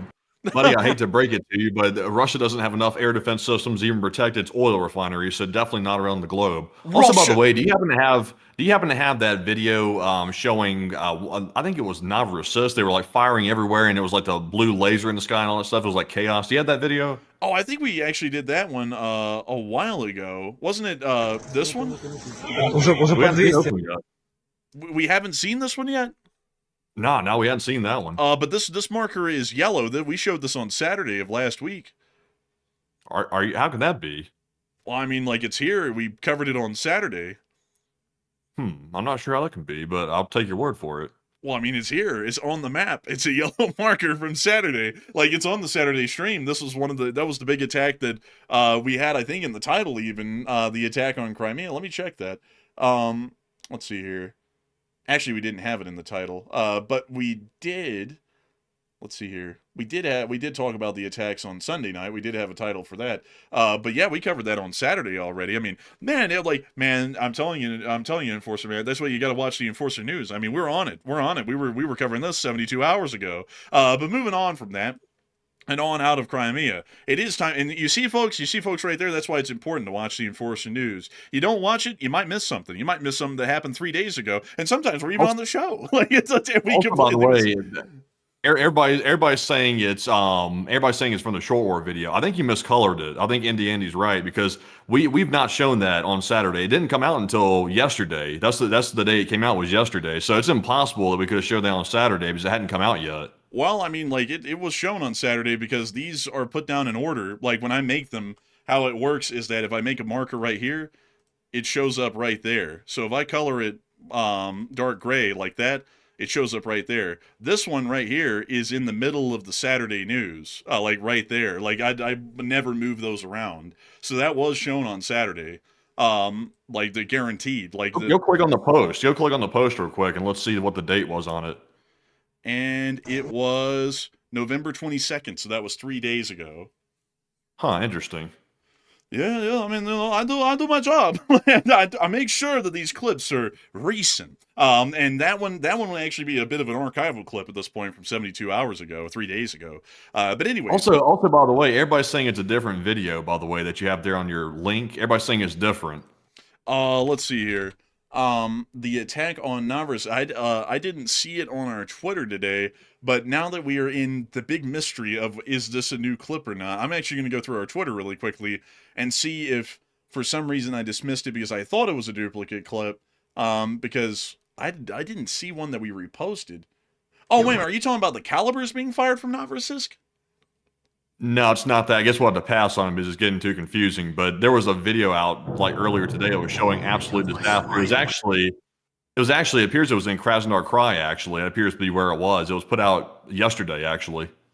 Oh, I would have covered that in yesterday's news, most likely, or I wouldn't have included it today because it was just too old and we had strikes from today to cover. But anyways, with that, folks, we've finally gotten down to the mystery of that. It's time for us to move on into the rest of our news. And we are going to be moving on out of the Russian Federation and on into the Americas. Because, folks, it's time for one of our favorite stories of news. The hunt for Captain Crack Sparrow and his 40 thieves. And it's time for us to get on into all of that news that we have of the ongoing developments here. Getting on into Washington and combing through our clips here, we were able to hear that actually, as a matter of fact, that phone call will be down here in the Americas, down here.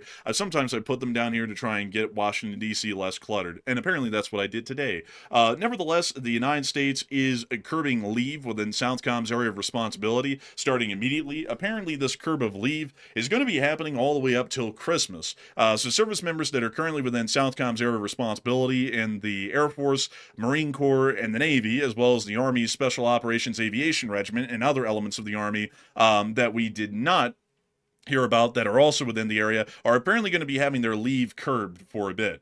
Meanwhile, inside of Venezuela, they are conducting larger training exercises. I don't know if I would call these training exercises or air shows. They seem more like air show demonstrations to me than exercise. But here's one of the quote-unquote exercises that the Venezuelan Air Force pulled off today.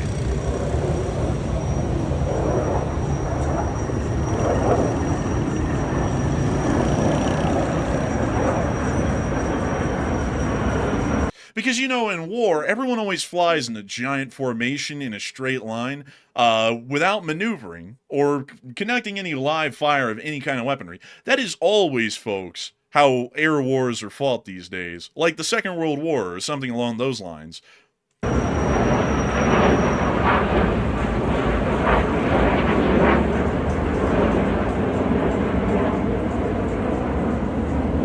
And someone said, is that their entire Air Force? Crazy enough, it's actually about a third of the entire Air Force of Venezuela right there. So kind of close. I mean, it's not the whole Air Force, but if you multiplied that flying V by 3, you would actually have the whole Venezuelan Air Force, in a sense, up in the sky at one time. So, you know, I have a feeling that might not be a good move for them, especially considering that spare parts could be in short supply.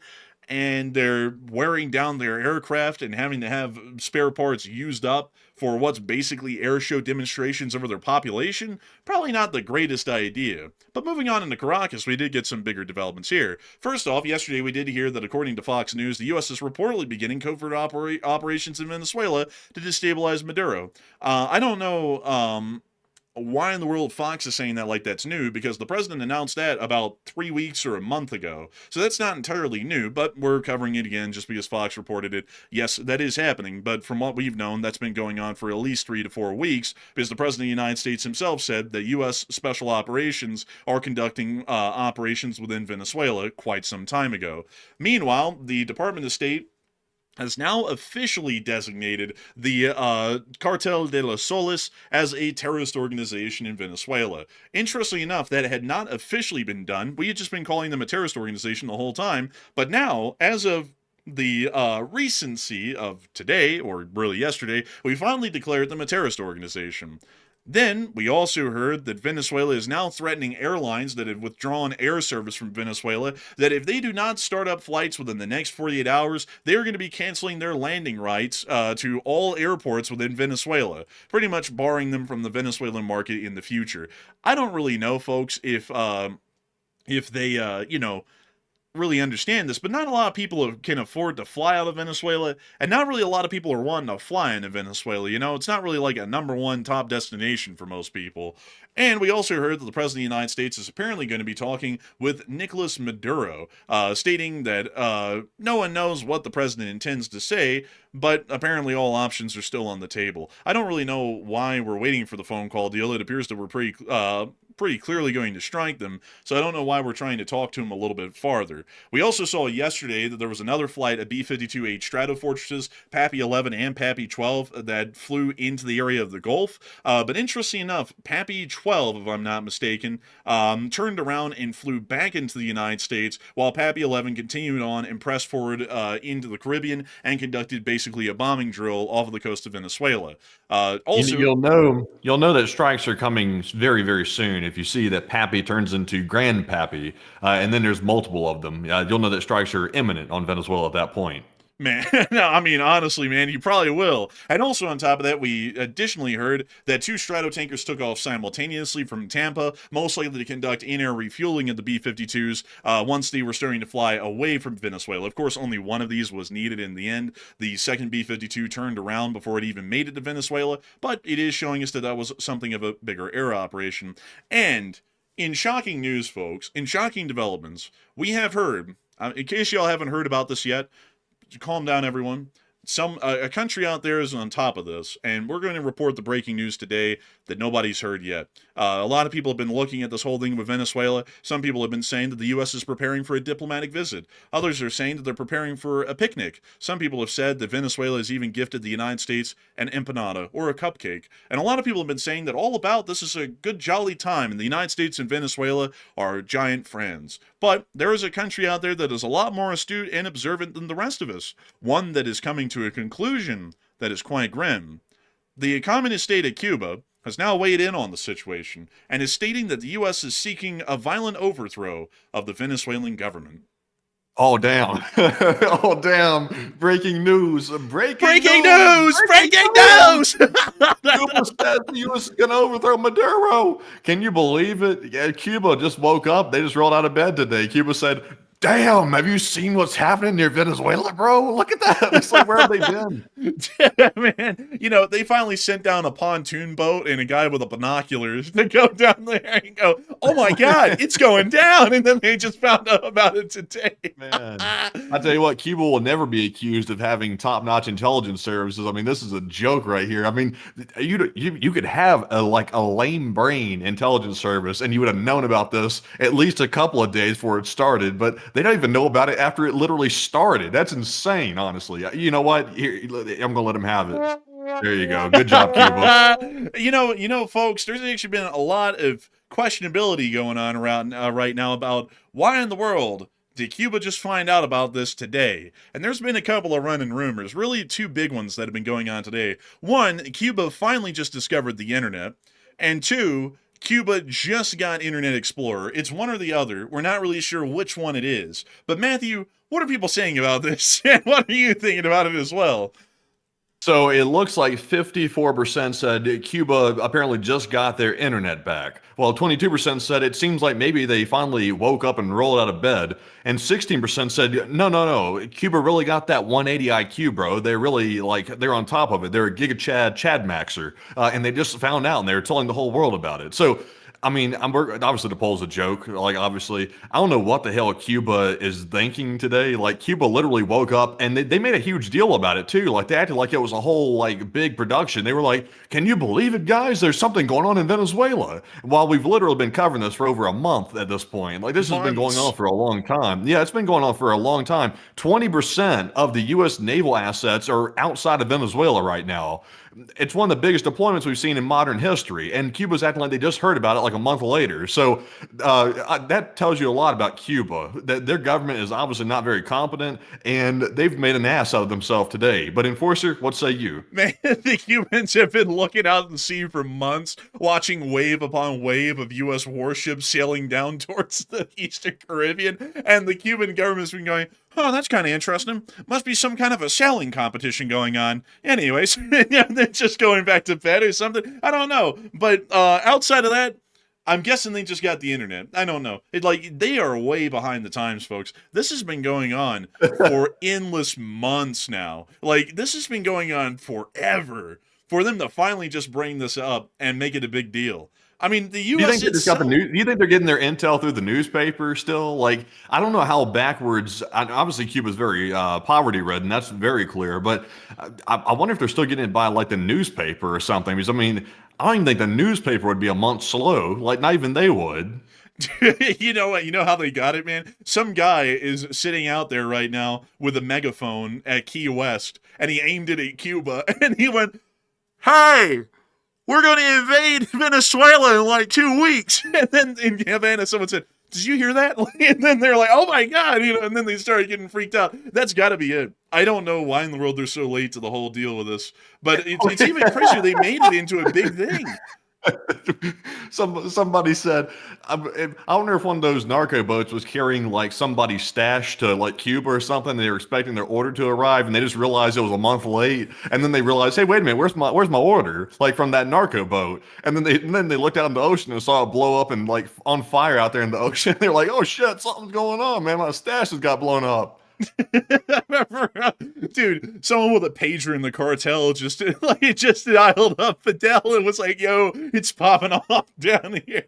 Oh my God, man. Dude, you know what's even better, man, is that there was probably some guy, like, dude, you know what Maduro was probably doing, man? He was like, "We're about to die. No, no crazy war." He said, go on your boat, flee to Cuba, tell them what's happening down here. Viva la revolution." And then the guy on the boat was like the damn Pony Express going across the Caribbean at like 50. He's like, "I gotta get the message to him. I gotta get the message." He like gallops up like on the boat to Havana and hops up. He's like, "They're about to go to war with Venezuela." And then they're like, "Oh my God." And then they're freaking out today. You know what they really did? I think this is what actually did. I think I'm onto something here. The Cubans were not paying attention because they don't give a damn until it's something major. What finally got their attention was they saw Maduro out there yesterday singing the John Lennon Imagine, and he was going, "Imagine all the people," and Cuba was like, "What the hell? We better look into this. Why is he out here singing John Lennon? That's not a good sign." So then they looked at the news and they saw what was happening. They're like, "Oh my God, it's about to happen! It's about to happen!" It was Imagine. That's what did it.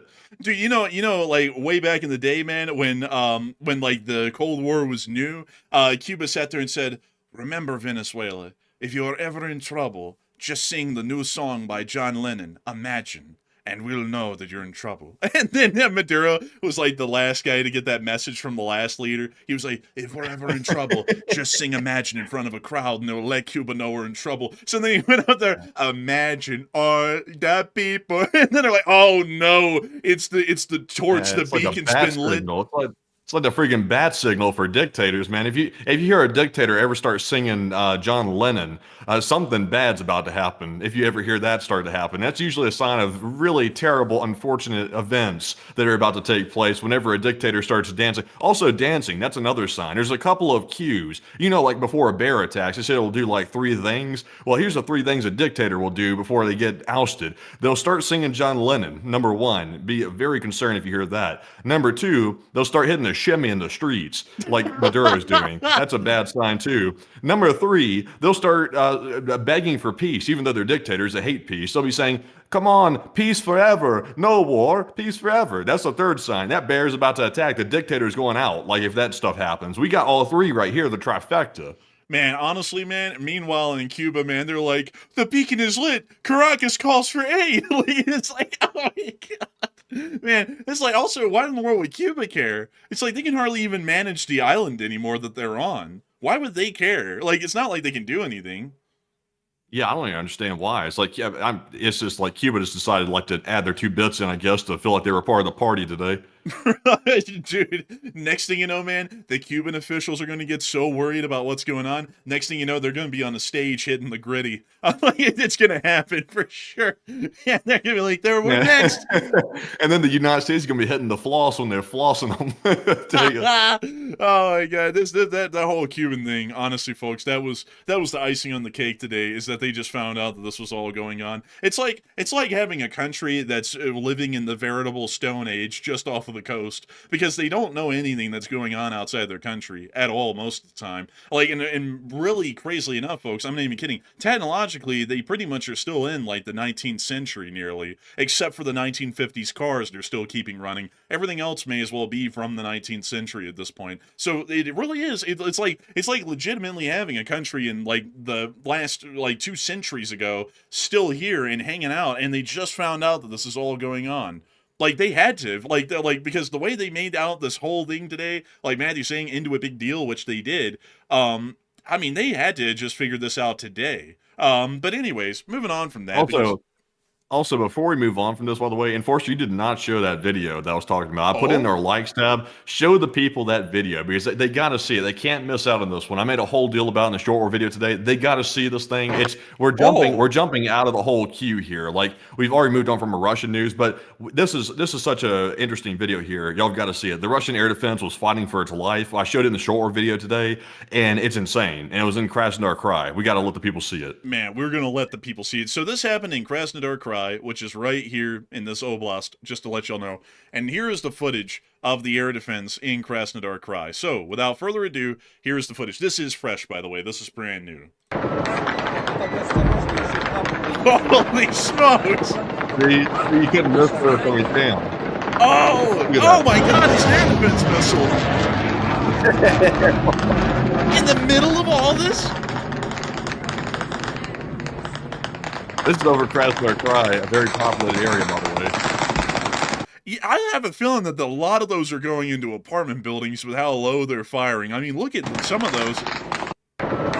Also, by the way, I think some of those actually did go into apartment buildings because the air defense that you saw taking off from the center there, we saw today at least 2 or 3 videos showing those Russian air defense missiles slamming right into apartment blocks a few times, actually. It wasn't just one-off incident. It was like several of them smashing into apartment blocks. The Russian air defense today was on the loose, like it was on the fringe, and it was taking the Russians out one by one. It was doing more damage than the drones flying in. You know what's even crazier, Mandy? I just realized this. Listen to the sound. That isn't the sound of gunfire in the distance. That's the sound of machine gun rounds literally cracking over the cameraman's head. Like, listen. Here it comes in a second. After the Saturn V takes off. Right there, you listen. You hear that cracking noise? That's bullets going right over this guy's head. That's crazy. It's insane. Yeah, that is the crack of a bullet flying right overhead right there. So that's how many of them don't even have tracers that are flying through the skies.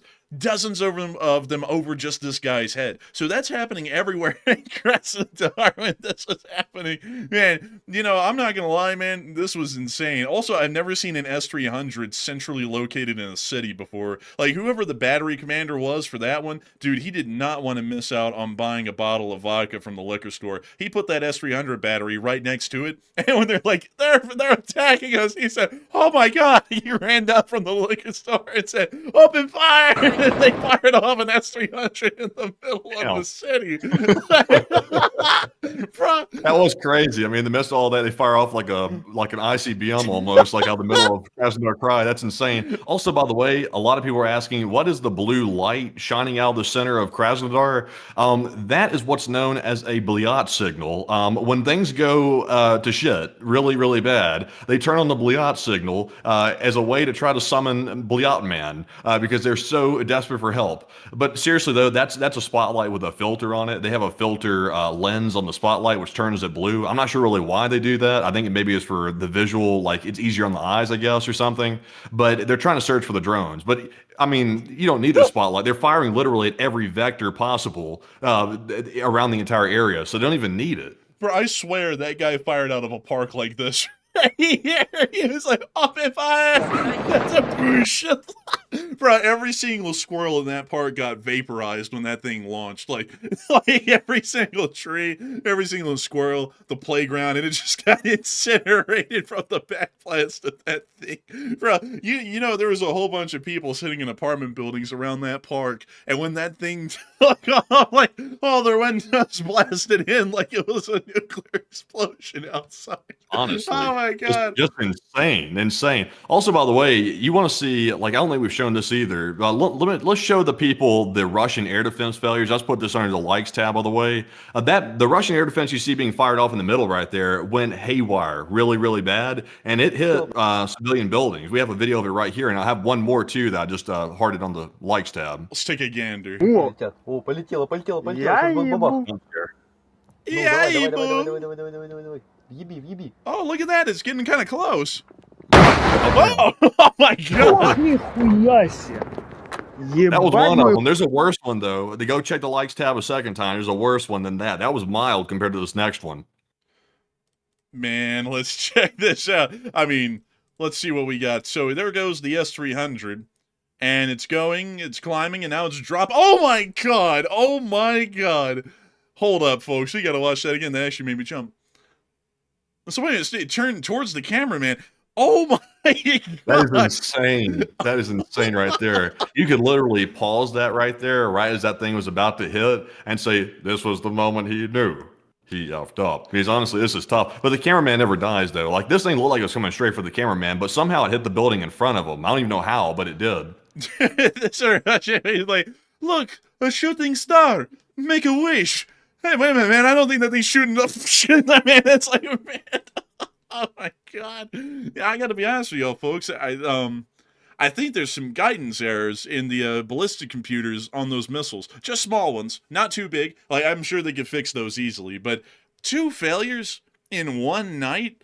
I mean, this one literally curveballed right at the cameraman.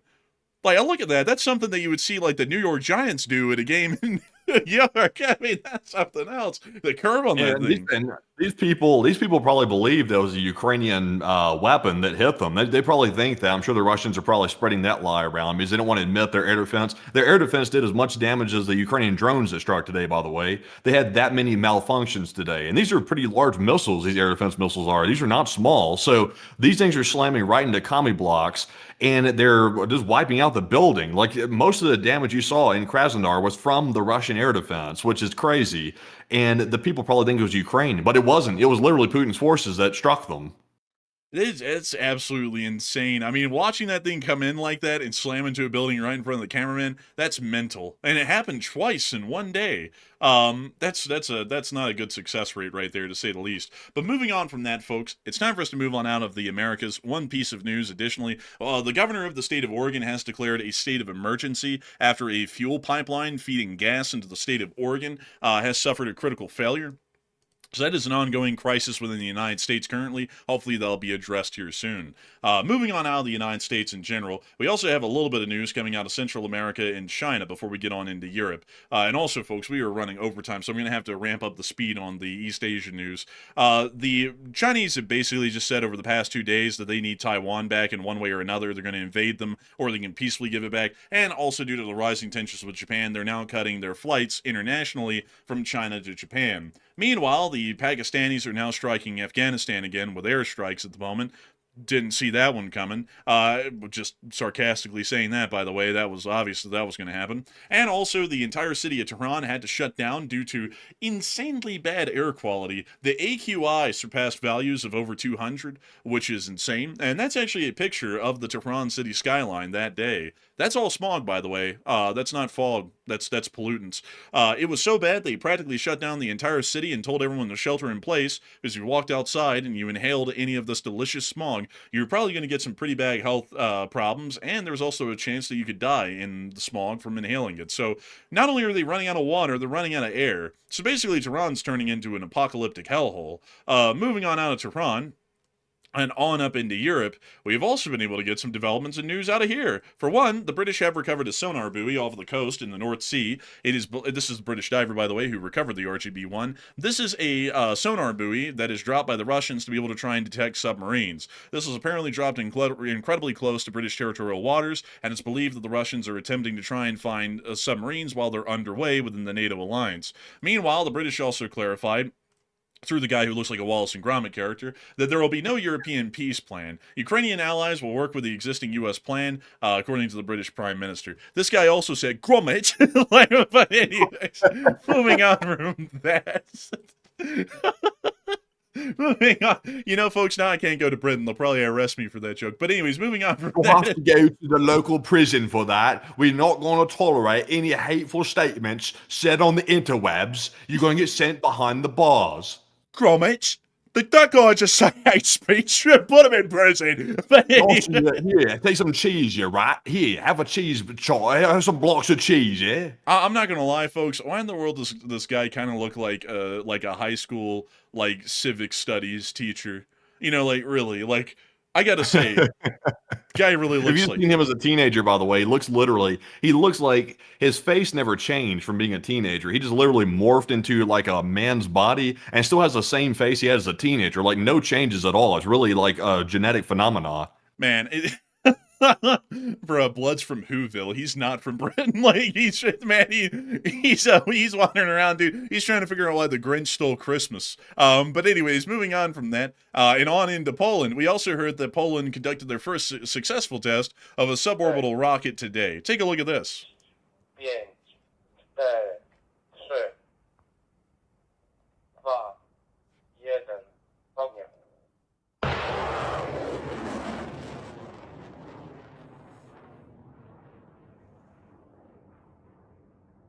Wow, that was quite impressive. This was actually launched from the area of the Uska test range, which is actually a little bit close, by the way, folks, to the American air defense system, the Aegis Ashore, that's at the city of Slutsk, which is just a little bit south of that. Uska's up here, and then the Aegis is right down here, about 20 miles away. This test is successful, and according to Tomzik, the launch marks an important milestone in the development of domestic defense technologies. Basically, what Poland's trying to do is create large caliber air defense missiles that are suborbital even. So basically a Polish version of the THAAD. Moving on out of that, and on out of that news in Poland, we also heard of the third spy involved in the railway bombing in the Warsaw-Lublin main line has been arrested by Polish intelligence. So they will most likely be convicting that person and charging them guilty, because usually when they conduct arrests like that, they have incredibly strong evidence, and the ability to fight it is quite difficult, especially in Poland. Moving on from that and on into Ukraine, we now are going to be getting into the Ukrainian frontline news. I gotta tell y'all, folks, there was an insane amount of news tonight.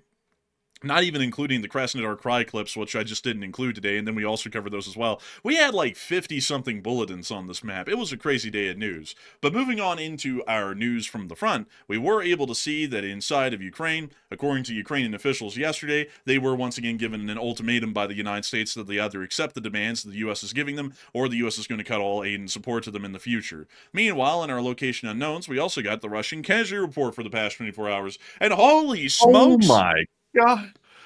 3 Bobcats today. 3.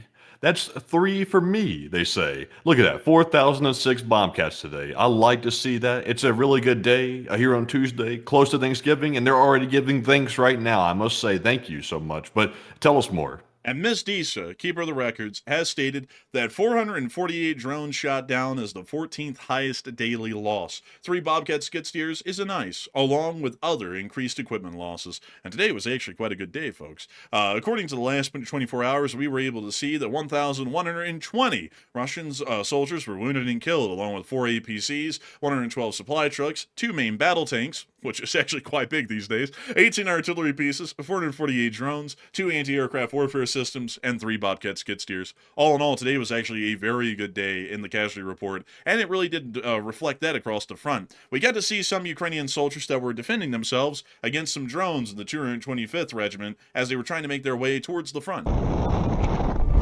we're going to have to mute that immediately. We can see them driving on their truck and whipping out that auto. I'm sorry, They got that shoddy on them.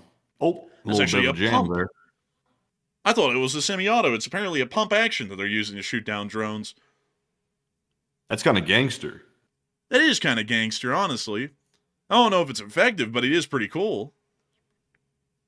Looks like it's not really chambering the shell is really good. Oh, damn, that guy one's got the hot shell on his face down there at the bottom. I believe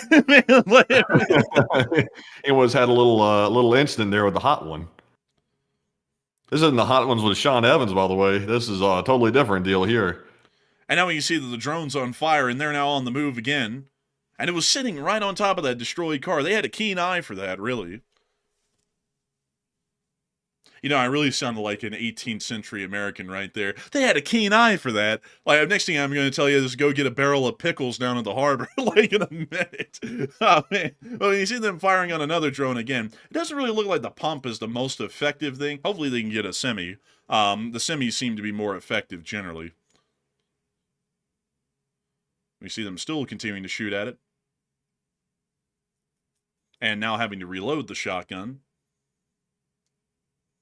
I gotta be honest with y'all, reloading shotguns is not a picnic. It's actually kind of tough. The loading gate's got a little bit of resistance in it, and also with how the shells are loaded into the tube, there's actually a spring that keeps tension on them, so you're kind of having to push against the gate and the tube, and that takes a little bit of practice to be able to get down pretty effectively to reload a shotgun quick. It looks like that guy is about as good off at loading a shotgun as I am, to be entirely honest with y'all. Hopefully, with more experience, he'll be a little bit quicker at reloading. But moving What's further that shotgun called? Isn't it a Saga or Saga 12 or something? It's like that semi-automatic, like Russian shotgun or something. That'll probably be a good one for them to use. Yeah, it's like basically a semi-automatic shotgun AK sort of a deal. Well, that one's not really the normal one that a lot of people know. This is more so the one that everyone will know. It pretty much looks like a AK, and it's a 12 gauge AK, pretty much. But one of the ones that I would say would probably work the best for them would be really any semi-automatic shotgun, like an MP-133 or anything along those lines. Actually, that's a pump. I think it's the MP-153. That's the semi. Yeah, this is a semi-auto. This is actually a bicall. This is a Russian semi-auto, but any semi-automatic shotgun will do. And usually you want one with an extended tube to have more shells already preloaded, so that way you're not having to spend the arduous job of reloading the shotgun in the middle of trying to shoot down a drone. But moving on from that and down into the Severonsky Forest, we also got a couple of clips from the Signum unit of them conducting anti-Russian actions in the woods. There's a little Russian outpost right there. They didn't really camouflage that too well. Not because of the lack of camo on it. There's got a lot of camo. But it's a giant block-shaped building in the middle of a toothpick forest. So probably not the best move. Well, when they say they're from the sticks here, they literally mean from the sticks. Man, honestly. A little bit of that little something. ammo crate.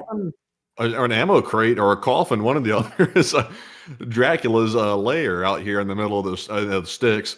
Bleh, bleh. Oh, look, it burned down later. And it didn't take the Bahanka with it, but they're going to get in anyways. The hell's that say? I don't even know.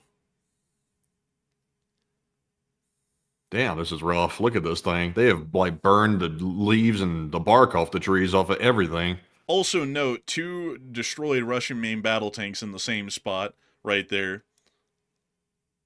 You know, we just don't get to see turret tosses a lot anymore because the Russians have very little tanks left to be able to see that. Oh, they almost lost it on that bump. I mean, like, yeah, thank God he didn't lose it. He might have gotten hurt. Like, thank the Lord he didn't lose it. At least he managed to control it during the little drive there. But moving on from that, we also get another clip of the Russians getting hit in infrared. In another clip by the Signum unit. There goes a group of them. Here goes another group of them. This one flew right down into their outpost. It's actually flying through the rooms trying to find the best place to hit. Oh, and there's a guy right there. Well, this is X marks the spot.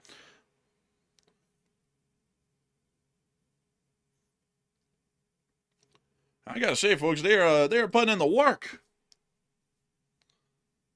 Link quality is real low. Look at these links, real low. Man, I call them hot links. Man, I tell you.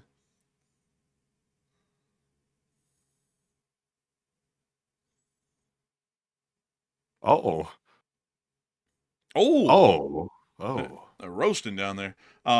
But that's the clips out of the Severonsky Forest. It does generally appear Russian advances are non-existent within that direction, and also the Russians are taking pretty decent losses as well. Moving further on down the line and towards Orikuvo Vasilivka, we also get to see the 8th SOF Regiment getting involved in heavy fighting. Dang, I've got it muted. I'm sorry, folks. They have the ultra cool hip hop music playing, like in every war clip. But the 8th SOF, they ain't playing. They out in the trees, and they clearing out the Russians' knees. We see the Russians on the bikes here. One bike getting destroyed. Another Russian just figuring out his bike was destroyed. A little piggy roll over. We also see Quiet piggy. quiet piggy. That's what we I say to the that remark, Russians. sir. I am not a piggy. Oink. Fact check, the reporter was not a piggy. Like, man. This has been Oh. independently fact checked on Twitter. That's not a piggy. That's a human. But anyways, we can see the 8th SOF just laying down the heat.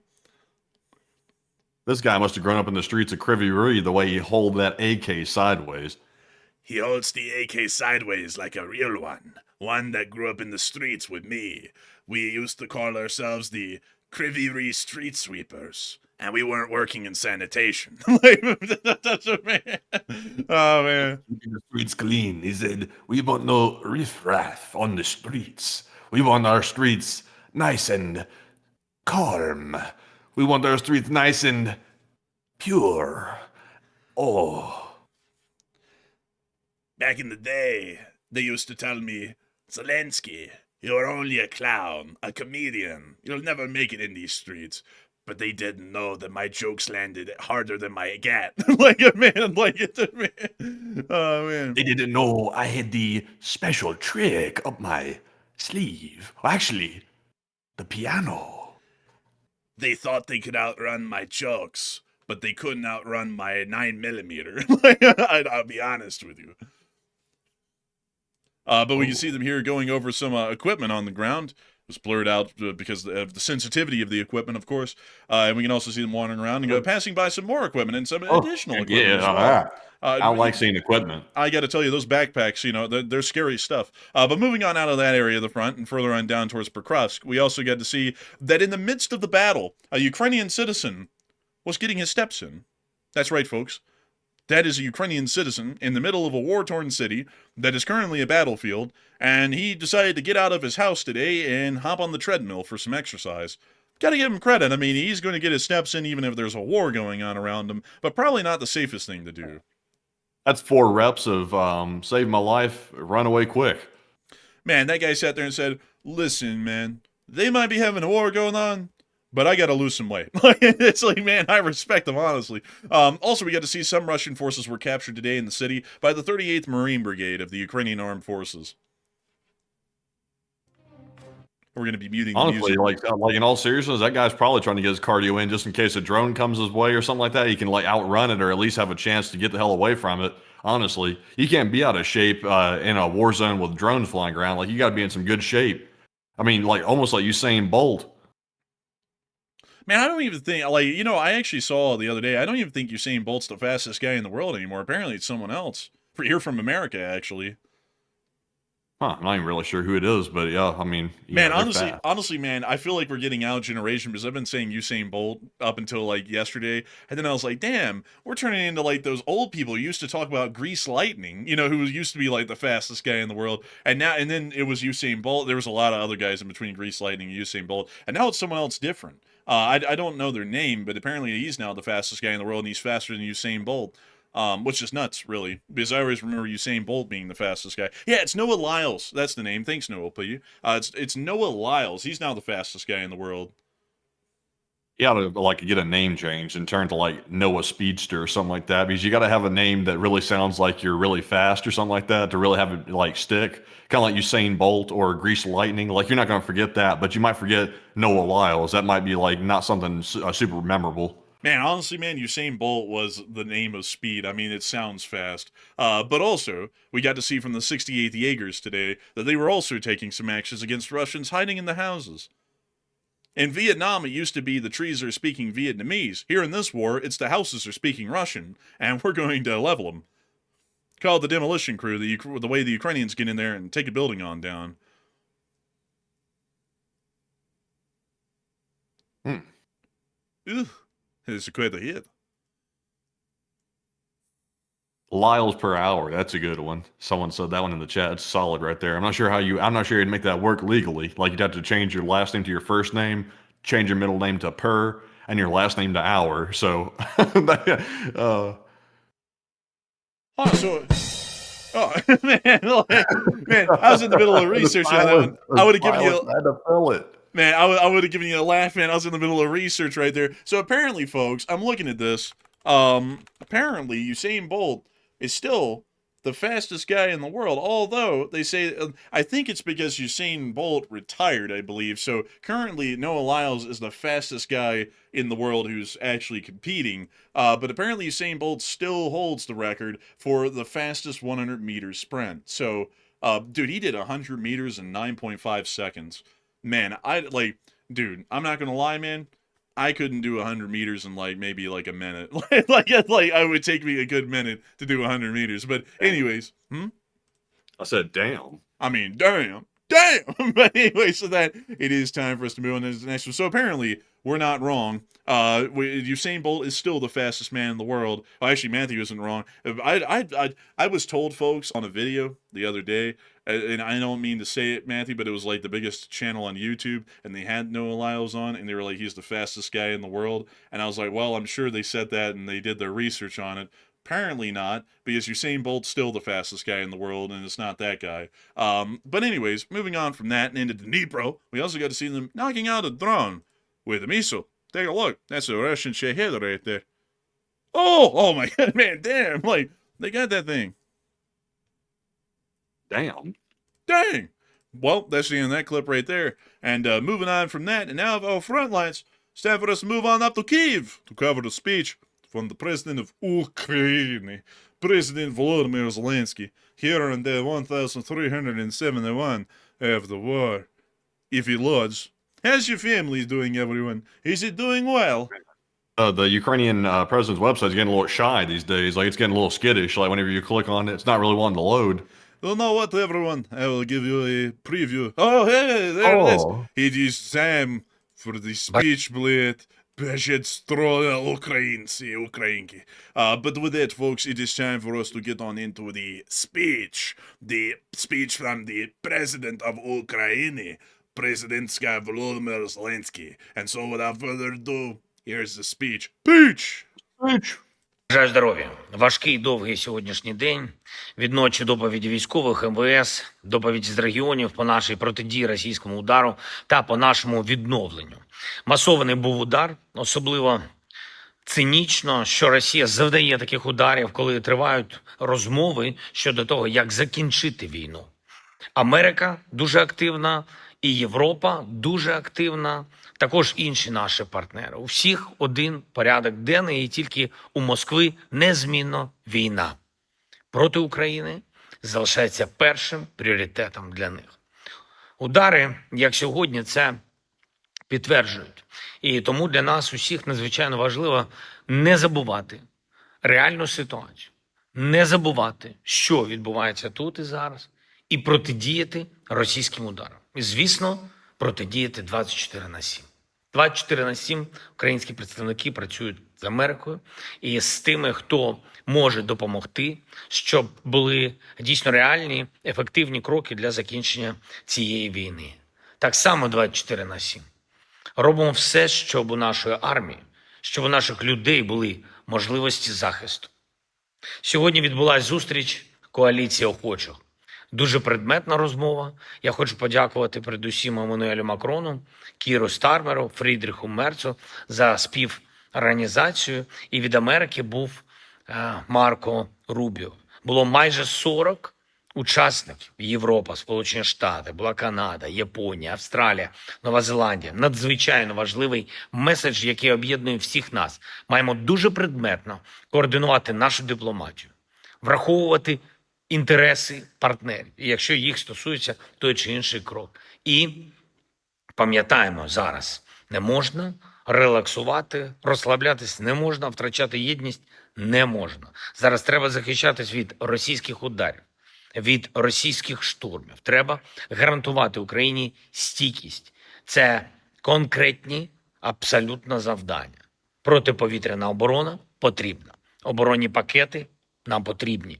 Я хочу подякувати кожному партнеру за участь в програмі Pearl, яка дозволяє нам купувати американську зброю, в тому числі це ракети для систем Patriot. Минулої ночі наша протиракетна оборона спрацювала непогано, збиті крилаті ракети і також балістичні ракети, аеробалістично, більш ніж 400 ударних дронів також збито.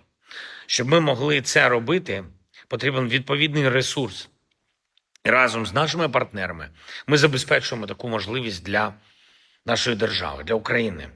Сьогодні ж є нове санкційне рішення України. Це важливе рішення. Ми застосували санкції до морських суден, які вивозили з окупованої території українське зерно. 56 таких суден. Це новий напрямок наших санкцій, і частину з цих суден вже санкціонували партнери, але не всі. І будемо збільшувати такий тиск. Кожен російський злочин повинен отримати відповідну реакцію. І санкції – це найбільш оперативна реакція. Говорив за цей день окремо. Я з прем'єр-міністром Британії, з канцлером Німеччини, з президентом Фінляндії. Сьогодні також працювали з українською переговорною командою щодо тексту в документі, який напрацьований зі Сполученими Штатами Америки в Женеві. Принципи цього документу можуть бути розвинуті в більш глибокі домовленості. І це наш спільний інтерес, щоб безпека була реальною. Розраховую на подальшу активну співпрацю з американською стороною та з президентом Трампом. Багато залежить від Америки, бо саме на американську силу в Росії зважають найбільше. Я дякую всім, хто з Україною. Я дякую всім, хто допомагає. І важливо зараз тримати внутрішню силу так, як ми всі хочемо, щоб наша сила в дипломатії спрацювала. Слава Україні! Героям слава! Героям слава! And with that, that is the end of the speech from President Volodymyr Zelensky of Ukraine here on day 1371 of the news from around the world. And that's going to be moving us on, folks, into the second segment of the stream, where we get to talk to each and every one of you all. And boy, howdy, folks, is that always a fun time. We get to talk about a lot of stuff except for religion, politics, climate change, or whether the A-10 is relevant in modern warfare or not. And believe it or not, folks, out of those four, the most dangerous one to talk about is the A-10s, believe it or not. But outside of that, it is time for us to move on into that second segment, into those futures untold and futures unknown, like it says in the anthem of the LSA, and to talk about all kinds of stuff, anything and everything that everyone wants to talk about. And so with that, Matthew, I understand that we have quite a lot of questions. So what do we got?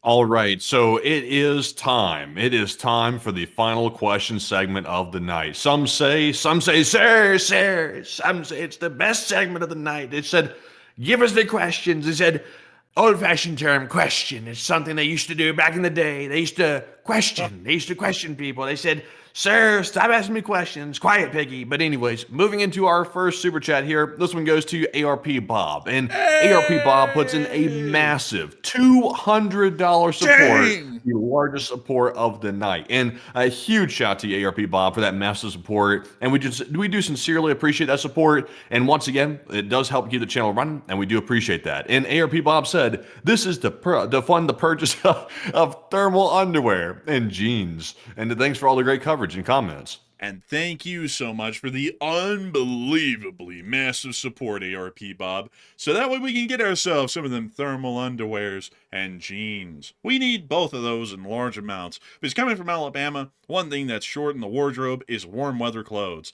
Here in Alabama, well, back in Alabama, I should say, the weather never really got too cold. The coldest it would get in Alabama would usually be about the 40s, but it had 100% humidity, so it really felt like the 30s more so.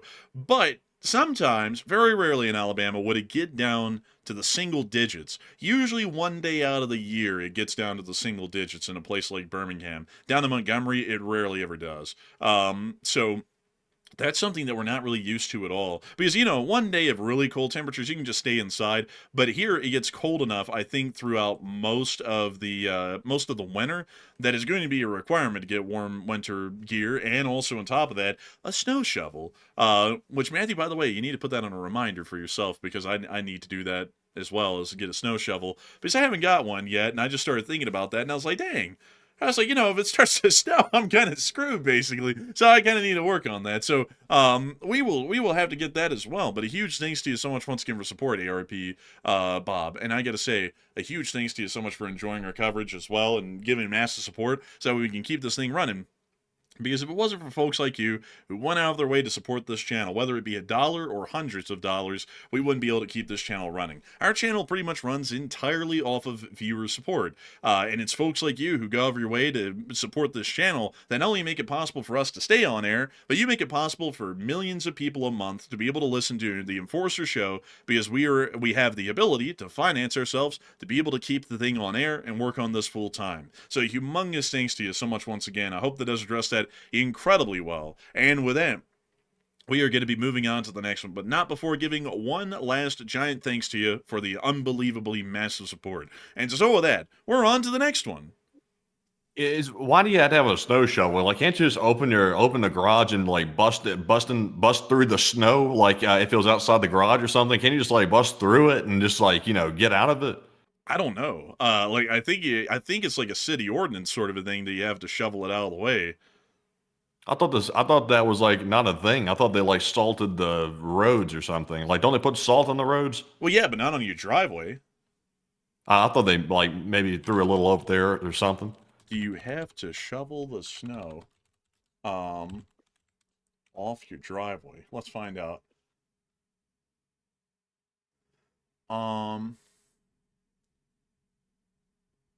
Is it a mandate? So if you leave it there, it can actually cause damage to your driveway. Huh. So you do have to go move it.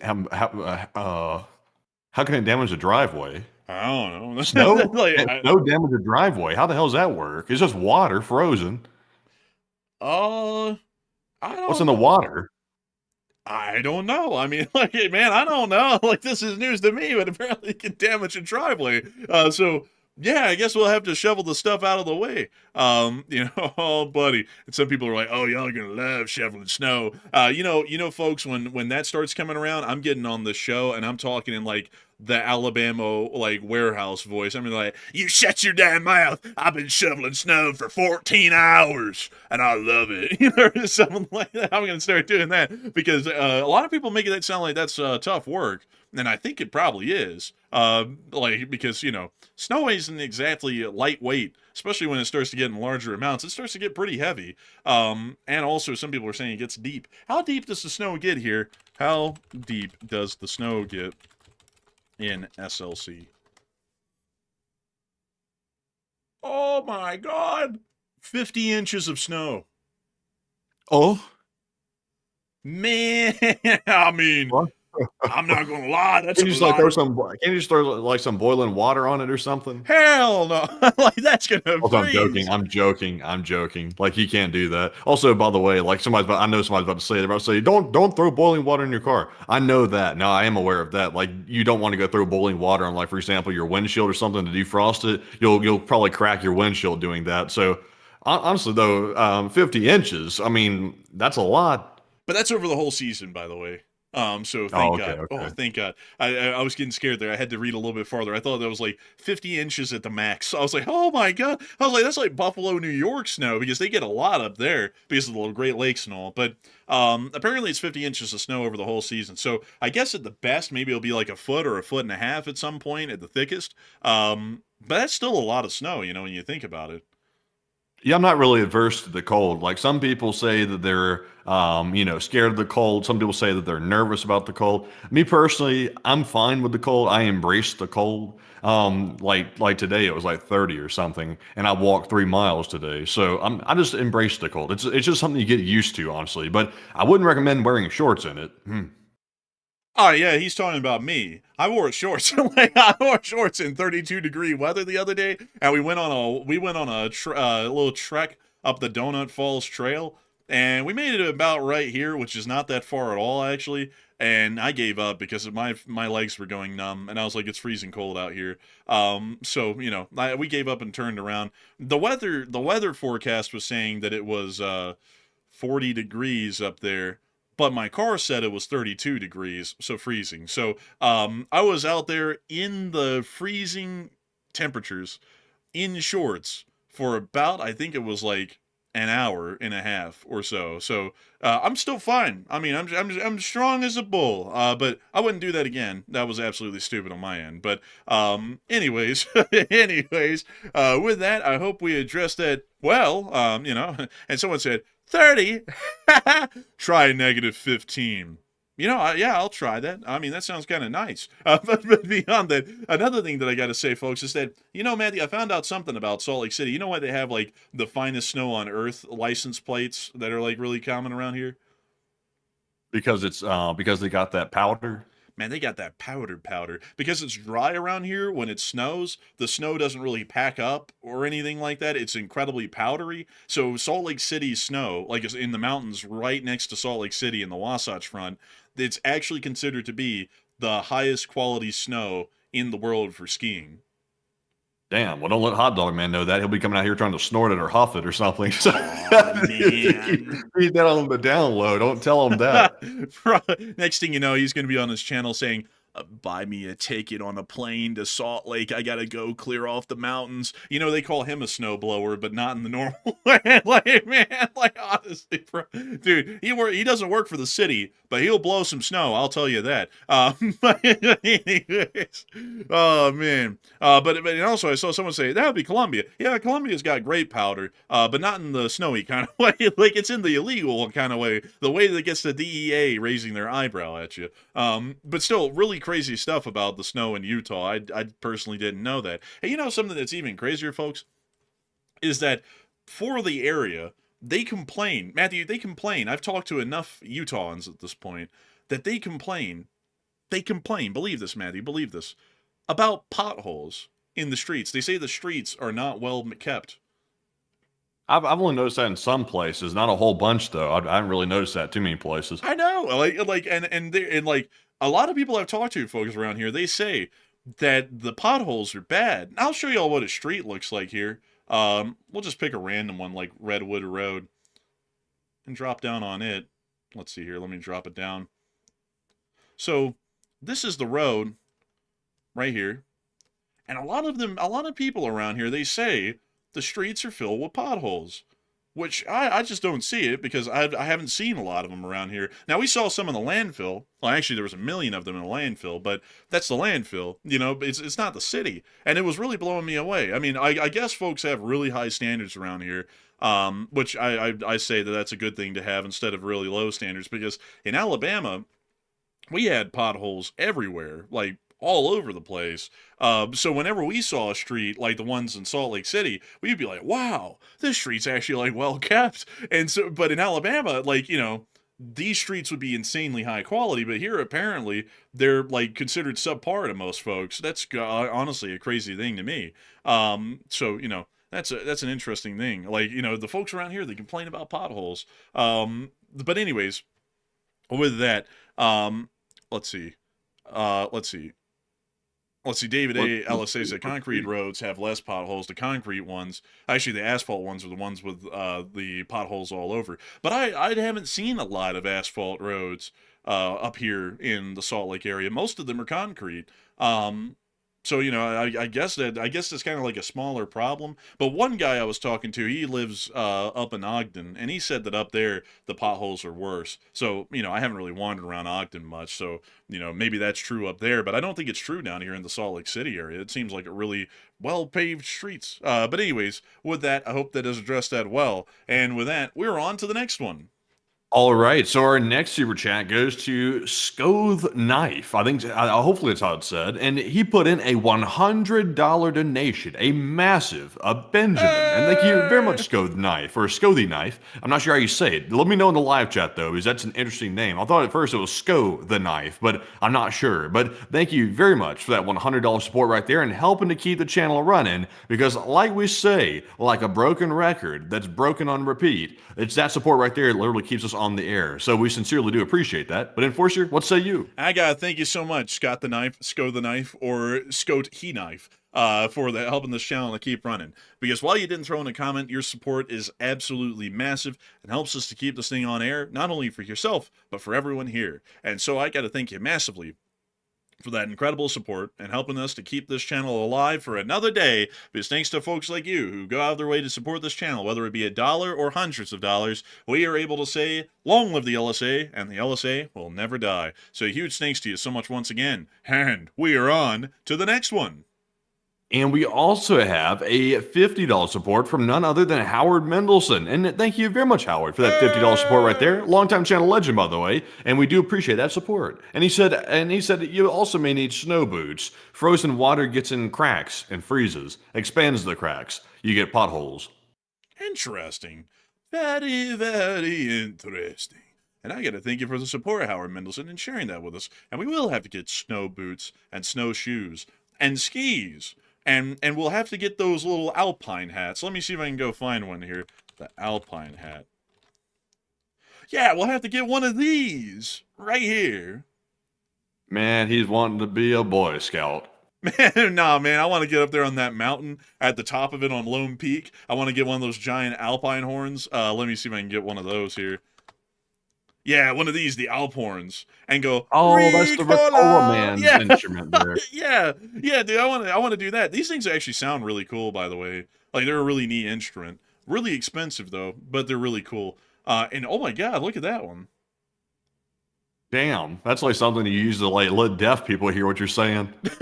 Dude, this one's letting you know that the nation's under attack. They tell them, quick, climb to the mountain. And then you know that Switzerland's under attack. Man, I need a horn that big so that way I can yell, stop appeasing the Russians, stop appeasing the Russians. It's just like the U.S. officials at this point. Man, honestly, man, if I had that thing, I would walk up to it and I'd go, if you or a loved one has been diagnosed with mesothelioma, you may be entitled to financial compensation. And everyone in Switzerland would be like, am I? Really? Like, wow, that's crazy. But anyways, these are really cool. But you know, I want to get the little Alp hat, the Alpine hat right here, and I want to get the Alpenhorn, and I want to go up there to the top of Lone Peak. And I don't know if y'all know what Lone Peak is, but it's this really giant mountain down here. It's this one. And it's visible from practically the whole city. It's like 11,400 feet tall, and from the base to the top, it's like 7,000 feet tall. It's huge. But that's what it looks like. Let me see if I can get y'all a view of it from further away. They don't have a lot of views of this thing from farther away, do they? No, they don't. So I have to just drop it down on a street view and show it to y'all from the street. Let me get down here. Let me get down here. Yeah, so that's Lone Peak right up there. I want to get up on top of that one. I want to have that little Alp horn and the Alpen hat and do that up there. Man, that'd be crazy. That'd be crazy. You know, folks, I'm probably going to fall off that thing and break my neck if I try and go up there right now. I'm not going to lie. Like, have y'all seen the walk, like, from that peak, like, the very summit of the thing to the other side? Like, here's someone doing it. It looks precarious as hell. I mean, let me see if I can get y'all a real good picture of that. There's Lone Peak again, by the way. But, dang, there's got to be a picture from someone, like, walking to it. It's like you can't go get injured. Like, you can't go get injured on the mountain. It's the emergency room costs are too high. Like, also, like, the ambulances.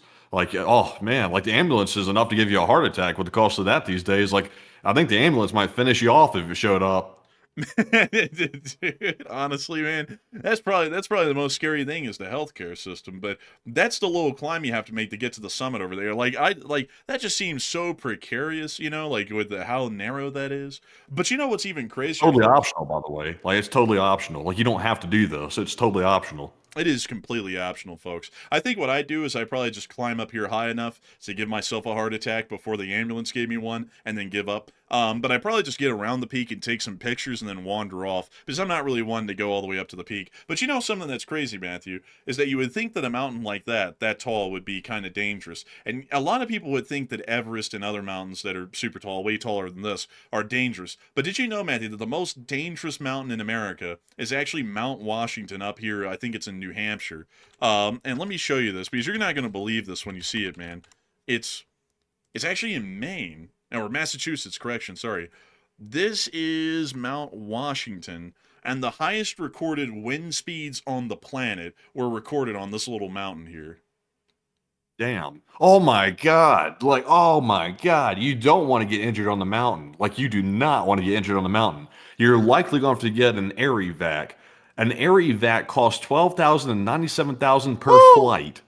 Oh, Oh my God. yeah.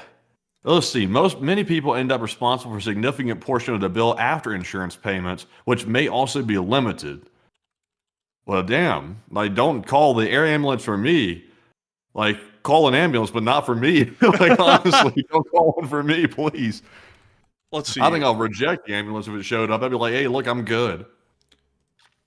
Man, I mean, honestly, I think if I broke my neck up there, I just have to tell you, no, just leave me here. Just leave me here, dude. I'm good. I'll be like, I'll be like, just run to the nearest Walgreens and pick up some of that Gorilla Glue or something like that. I'm just going to have to fix this DIY today. man, I'm just gonna have to be like the headless horseman. I just have to hold my arm, like my head with my arm and walk around like that, dude. I'm not paying for a helicopter flight, folks. Hell nah. What the hell does insurance even cover, like, anymore? Like, if you're having to pay a significant portion of the bill after insurance payments, what the hell is insurance covering? I'm not sure what the hell insurance is good for anymore, like, to be honest with you. Like, I'm not trying to get political here, but, I mean, you can pay, like, hundreds and hundreds a month for a premium, and it seems like insurance doesn't do hardly anything for your medical bills anymore. It seems like you're just paying into the abyss and not really getting a return out of it. It's kind of wild.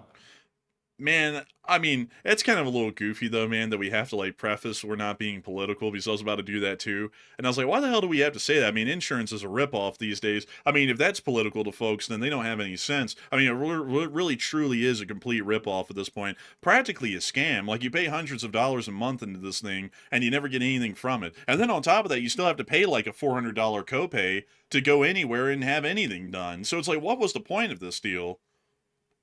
Yeah, I don't even get it at all. And then deductibles are crazy high now. Like, if you get a plan, and when I say a cheap plan, I'm talking about hundreds a month. That's not even cheap, but that's considered cheap. And then your deductible is like $4,000 or something. It's like, dang, that's just tough. Like, the insurance doesn't even kick in until the $4,000. And also, MotoCamp said you can get air insurance that is specifically for air evac too. Yeah, that's like Blue Cross Blue Shield Golden Plus, which would be like $5,000 a month, like completely unaffordable for most people, including us. So that's not an option. But also, to get back to the whole Mount Washington deal down here in Massachusetts, this mountain right here has had a recorded wind speed of 231 miles per hour, which is insane. I think that's like an EF5 or something grander than that in wind speed. So if you were up there, you just get killed. Like, you get blown off the mountain or just killed by the wind speed alone. Yeah, that's I wouldn't want to be in that personally. I wouldn't want to be in that. I would not want to be in it either. There, like, the amount of people, let's see, Mount Washington deaths. Over 160 people have died on that mountain, as compared to Lone Peak, where I think only like 6 people have died on it over the whole of history. 160 people have died on Mount Washington. So, kind of also, someone said it's Mount Washington in New Hampshire, not in Massachusetts. Well, where in the hell's that one? Where is that one, huh? Is it up here? It must be up here near these mountains, yeah. Because I was wondering why there were a lot of... yes. There it is. It's so windy. Thank you for clarifying that, by the way, because I was looking at the one in Massachusetts. I wasn't going to say it, but I was like, why are there trees on top of this thing? Like, the wind speeds are so strong, sometimes it ought to blow the trees clean off the mountain. But this is the Mount Washington that I'm talking about. Thank you, by the way, for clarifying this. But the top of it is so windswept from the speeds here that there is practically no trees or anything that can live on it. So it's basically like the stretch of southern Wyoming where the wind speeds are usually like 70 miles per hour or so, and nothing can grow there. That's what it looks like. So really crazy, honestly. You can get killed up here. A lot of people have. And they have huge signs around here that tell you, like, warning, don't go up unless you know what you're doing and all that sort of stuff. Yeah, here we go. Right here. Look at this. These signs are ominous as hell. Stop. The area ahead has the worst weather in America. Many have died there from exposure even in the summer. Turn back now if the weather is bad. I mean, that is a scary sign. Is this the place, where that song said, it was so hot I froze to death? Is that the place where this happened? Susanna, don't you cry. Yeah, I think this is where it's from.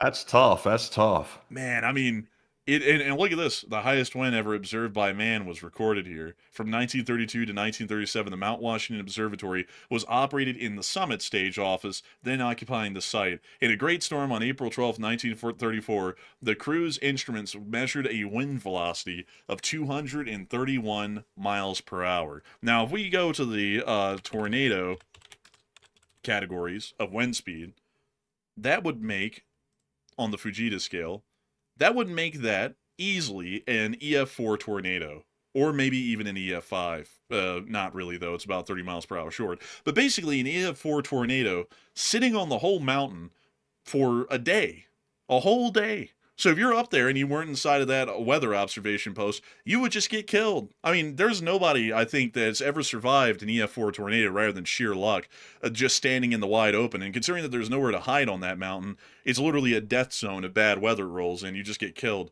And it's not even that tall. Like, it's not even that tall at all. Let me put in the height for y'all, because that's even the crazier thing about it, is that it's deceptively small for how dangerous it is.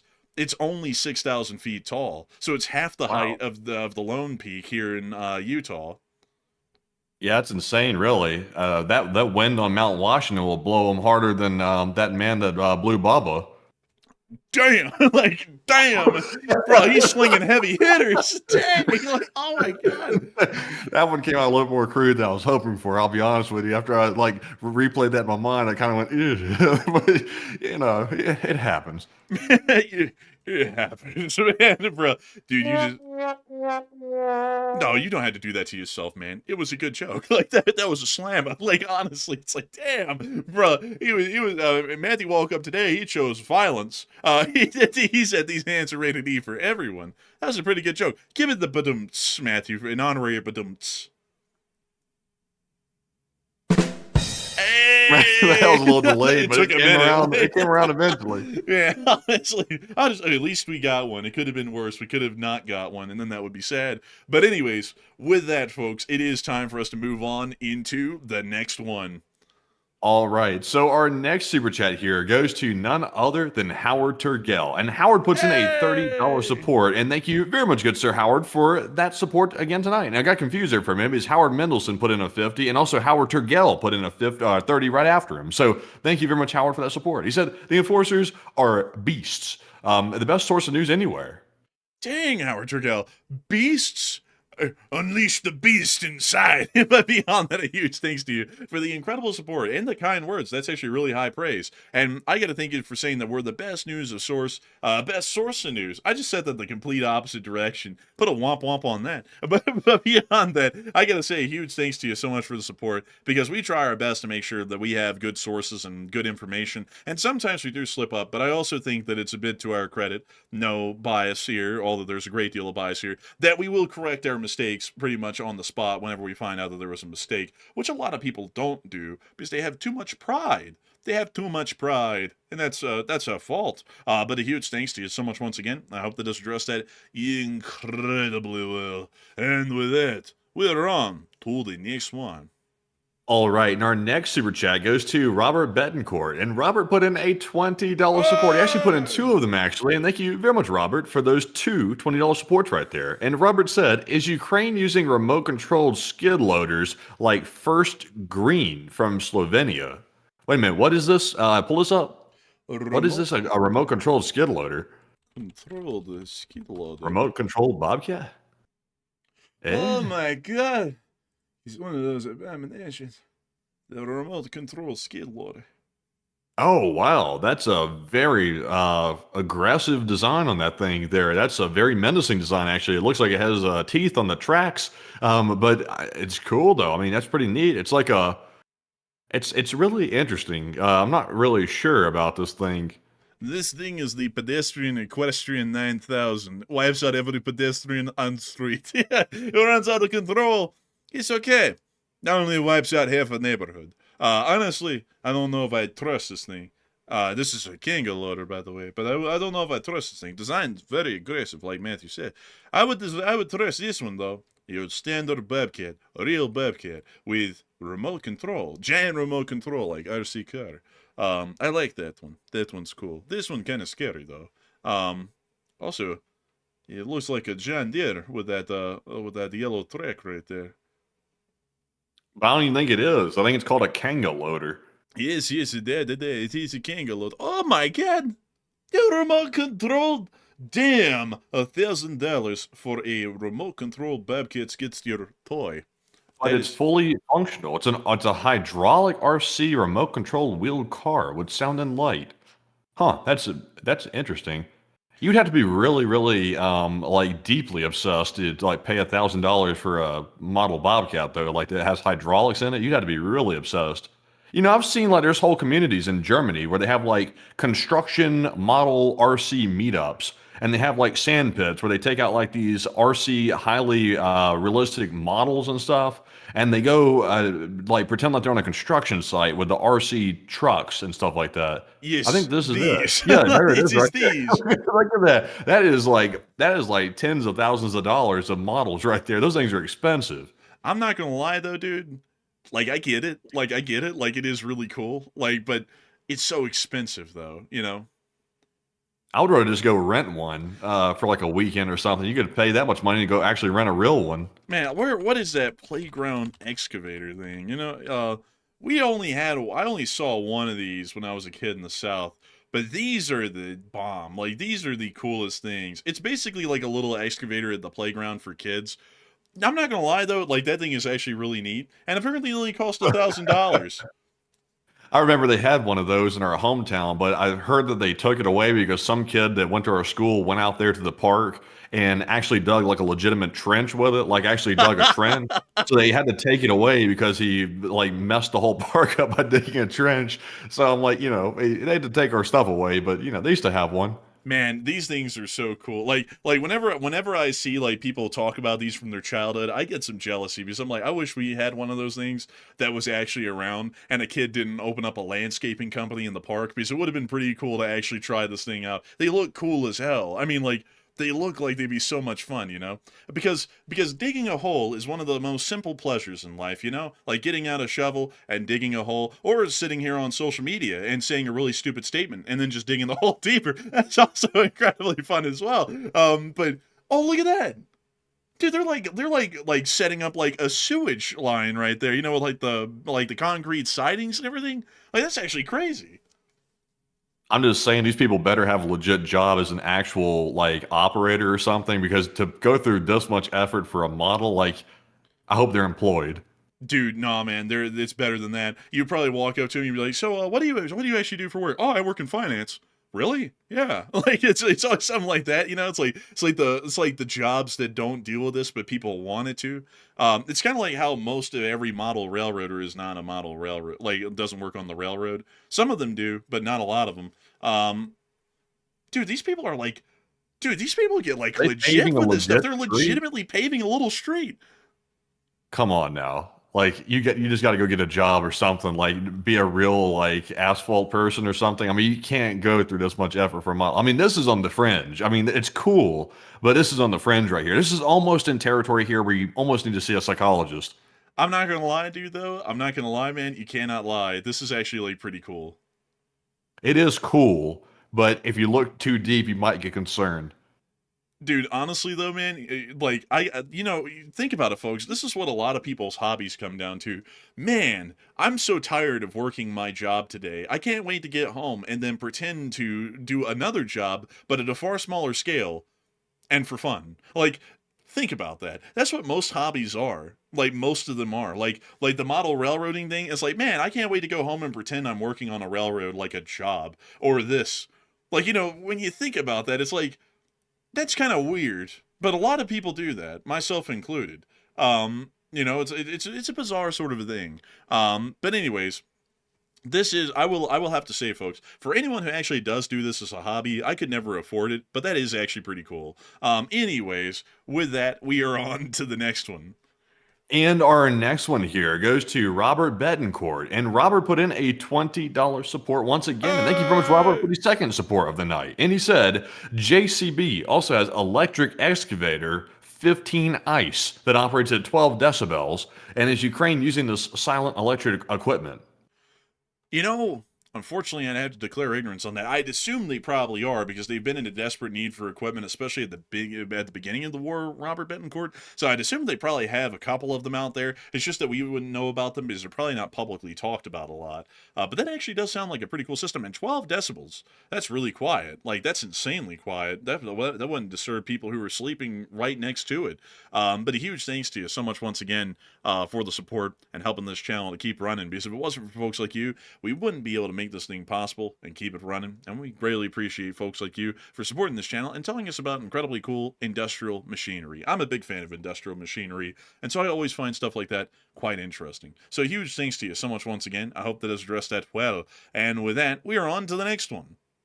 And also a big shout out to Joseph Carr. And Joseph put in a $20 support. And thank you very much, good sir, for that $20 support right there. We do appreciate that very, very much. I was just double checking here to make sure. He did not put in a comment, by the way. But we appreciate you very much, Joseph, for that $20 support and helping to keep the channel running. And we also got another $20 support from Scoth Knife. And I'm still not sure if that's the way to say his name or not. But thank you very much, Scoth Knife, for that $20 support as well. But Enforcer, what say you? And I thank you so much for the support once again, Scott the Knife, or Scott He Knife, or Scott the Knife.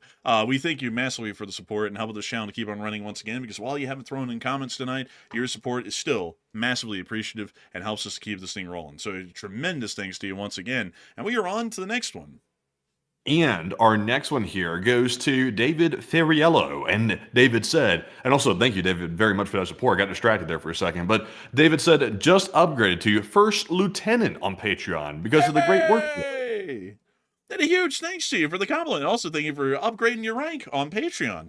And I got to say, an absolutely incredible and fantastic thing to know that you greatly enjoy our coverage and that you're supporting it to help us to keep this thing running and to make this thing possible. Because by George, it is folks like you who help us to keep this thing running that make it a reality. So a massive thanks to you once again. I hope that does address that quite well.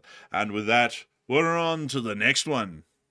And our next super chat here is going to go to none other than Valorn Deathblade. And that sounds like something that they would say on Star Trek. They'd be like, you got to watch out for that Valorn Deathblade.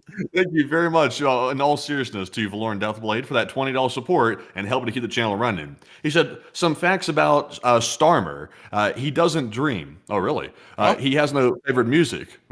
And he is the genetically engineered perfect bureaucratic life form, able to survive in levels of paperwork lethal to all other life.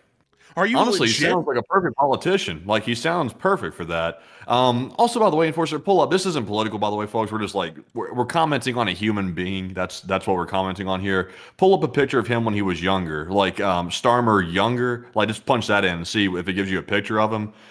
He was in some type of organization when he was younger. I can't remember for certain. But let me show you. Literally, his face has not changed. Like, somebody needs to study that. His face is the same. It's like it's not changed at all. Let's see if we get a picture of that here on the screen. Let me look at that. His face has not changed. Oh, well, I mean, it might have changed from there, but, you know, in the other picture, though, it has not changed. Look, go down to that picture in the bottom left corner down there. You see that picture in the bottom left? Look at that. I mean, he looks dazed, kind of like he does in the current day, too, but I mean, this guy here, there's something off about him. Like, there's something off about him. Like, there's something in the eyes. Like, he's way too intense looking in the eyes. Like, when he, like, looks at a camera or something. Like, it's really weird. So, I just typed in, folks, the question because I had to look into this claim that Starmer didn't have dreams or anything. Because I got to be honest with you, Valorn Deathblade. I thought you were, like, BSing me there. I thought you were yanking our chain. But you're not, and it even is weirder than what you're saying. According to what I found, Keir Starmer does not dream. He goes to sleep and he has no memories of any dreams, ever. He also told interviewers he doesn't remember a single dream from his life. He also does not have a favorite book, novel, or anything along those lines, and he doesn't have any childhood fears. At all. Who wrote this? That is the AI overview just gathered from all of the articles on the internet that have written about this. Huh, well, that's true. That's interesting. I thought it was a joke. I thought that was a joke as well. I thought it was. Hold up, let's go pull up the other claim then. Like, what was the other one here? let's see. He has no favorite Also, music. also, do you see the headline right here? Like on the picture you just pull up. This is the Daily Mail, by the way, so take it for what you will. But it says on the headline, it says how a young Sir Keir Starmer ended up in a communist spy files after joining a Czechoslovakian work camp during the Cold War. I don't know if that's true or not. I'm just reading the headline, but I mean that's a crazy headline right there with the picture. Well, I mean, yeah, no, I mean, it's not really that out there, to be entirely honest, because I'm not getting into politics here, but I'll explain really quickly because this is actually something a little interesting. The Labour Party in the UK is legitimately a socialist party, like by design, and so it's had a decent amount of connections in history with communist connections. Through a lot of history, and they usually are on the line in most of the political world on just being practically hardline social. So I mean, it is Clement Attlee and his Labour Party in the 50s, right after they ousted Winston Churchill, that brought in nationalization of practically every major industry in the UK.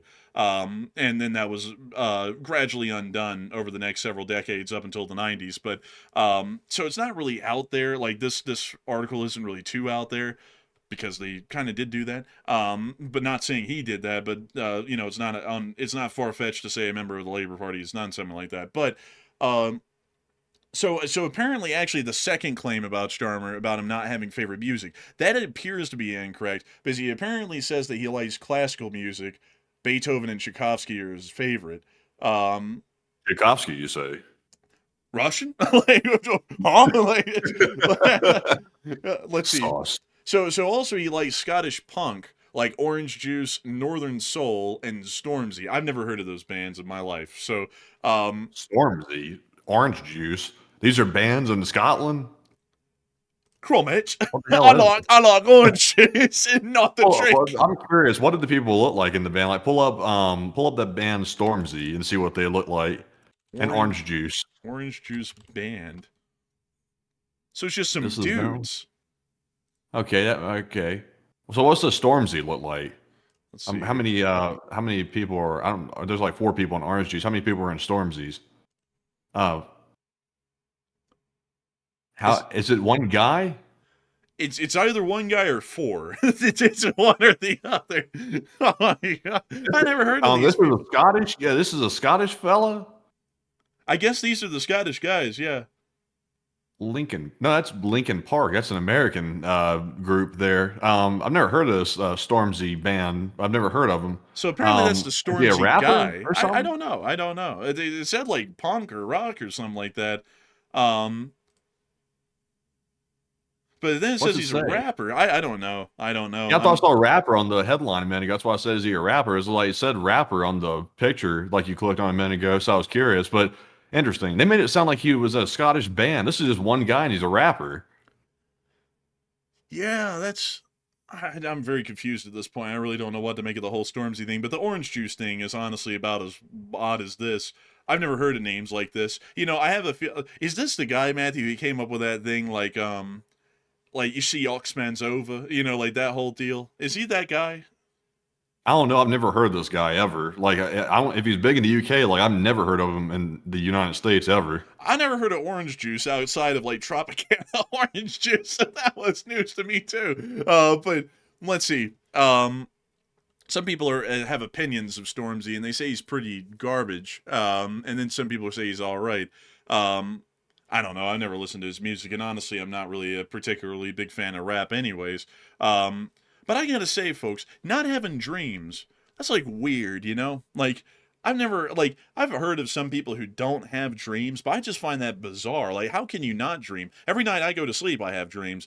Some of them are nightmarish, some of them are really interesting, some of them are exciting, some of them are scary, and you have like a whole wide variety of them. It's your subconscious at work when you're asleep. It's like, if you have no dreams, does your subconscious just not work when you're sleeping? Like, I don't really understand the science behind that, but that's something that I find quite odd. Man, I hadn't had a dream in ages. Like nothing. Like it's just nothing. Like, it's just like you go to sleep, you go unconscious and just nothing. But you see, I find that quite odd. It's like, are you not thinking while you're sleeping? Because I think while I sleep. Well, you see, I've noticed that usually, and also, by the way, I'm kind of like semi-joking here about this, but like in all seriousness though, like I have dreams half the time and have dreams other half of the time. I usually don't have dreams whenever I'm stressed about something. It's usually when I don't have any dreams. It's usually just like going into the abyss and then waking up like you just like fell asleep like 2 minutes ago or something like that. But when I'm not stressed though, then I have dreams and it feels like you actually slept like the full 8 hours or something like that. But if you're stressed, if I'm stressed, like no dreams for me, none. Huh. Um, Also, the fact that he has no childhood fears. I mean, how in the world can you grow up as a child and have no fears? Like that's unreal. Like that's odd. Um, I don't know. That's weird. But also, I gotta be honest with you, like, I'm just saying this on a personal level, folks. I think a lot of y'all can get the idea. We're not really political here. But the guy is quite weird. Like, like when you just watch him out and about doing his deal as the prime minister, he's quite an odd guy. I mean, like, really any other prime minister recently has been less weird than him, and some of them have kind of been getting on into the weirder side, like, hell, you could come up with a lot of them recently. I mean, Britain's had at least over a dozen prime ministers recently, so you could come up with any of them. I mean, hell, I found Liz Truss to be quite odd. She wasn't hardly around though. She was like there for like 2 months, but she was weird. But she wasn't that weird. I mean, like this is like a blank, like a living blank that grew up. There's like no personal characteristics to him, and he's just there. It's like that's kind of odd, like just being completely honest. And also, Moldy Abode said politicians are definitely some degree of psycho. A decent amount of them are. But there's also like normal people who are up there. Like there's a lot of normal people here in America who are actually part of the Congress or elsewhere. But they don't really shine out. There's this one, though. There's this one from Louisiana. And these are the people that aren't psychos because they're just a little bit too much of themselves. But there's that guy, Senator Kennedy, I think his name is, from Louisiana. And he's the guy called a crackhead. And he's very Louisiana, like to the point that I would say, hey, like some people might find his characteristics eccentric, but he's definitely not psycho, I'd say. He's just very eccentric, at least in my personal opinion, my assessment, and I don't know, he might not be, I don't know. But still, that's just so weird. No dreams. No dreams at all. That's just the weirdest thing. But anyways, a huge thanks to you so much for the support and help with this channel to keep on running, because it is folks like you who help to make this thing possible and help us to keep this thing rolling. And with that, we're on to the next one. And our next one goes to Jason Carney, who puts in a $15 support. And thank you very much, Jason, for that $15 support. He said for the Turkey Day Fund. Hey, and thank you so much for the Turkey Day Fund. We actually don't know what we're going to do for Thanksgiving, because right now our family is in Alabama and we're out here in Utah, and they can't come out here yet because there's a whole rigmarole that happened with our baby Sheba, and she had to go get a surgery, so they can't come out here because she's still recovering. So, and also, by the way, it was nothing too serious. It was like a little polyp, and they had to conduct a little incision to get it off. So she's having to recover from that and the stitches and everything, so they can't come out here. So I actually don't know what we're doing for Thanksgiving. I have a feeling that we're going to be eating pretty good, though. It's just that it's not going to be traditional Thanksgiving food. But we'll see. We'll see. But a huge thanks to you so much once again for support and helping this channel to keep on running. Because if it wasn't for folks like you, we wouldn't be able to make this channel possible. We wouldn't be able to keep it running, and we wouldn't be able to have the Turkey Fund, the fund for turkeys. And so with that, humongous thanks to you so much once again. And also, I see some people talking about their dreams. I've had like the myriad of dreams. I've had the dream where you get crushed by a tsunami or some sort of amount of water, the dreams where you fly, all those sorts of deals. And it feels like you're actually getting like drowned or you're flying or something like that. Like I have like the full range of dreams where you feel everything that goes on in the dream. So like if you get shot, you feel getting shot, it's like extremely painful after a second.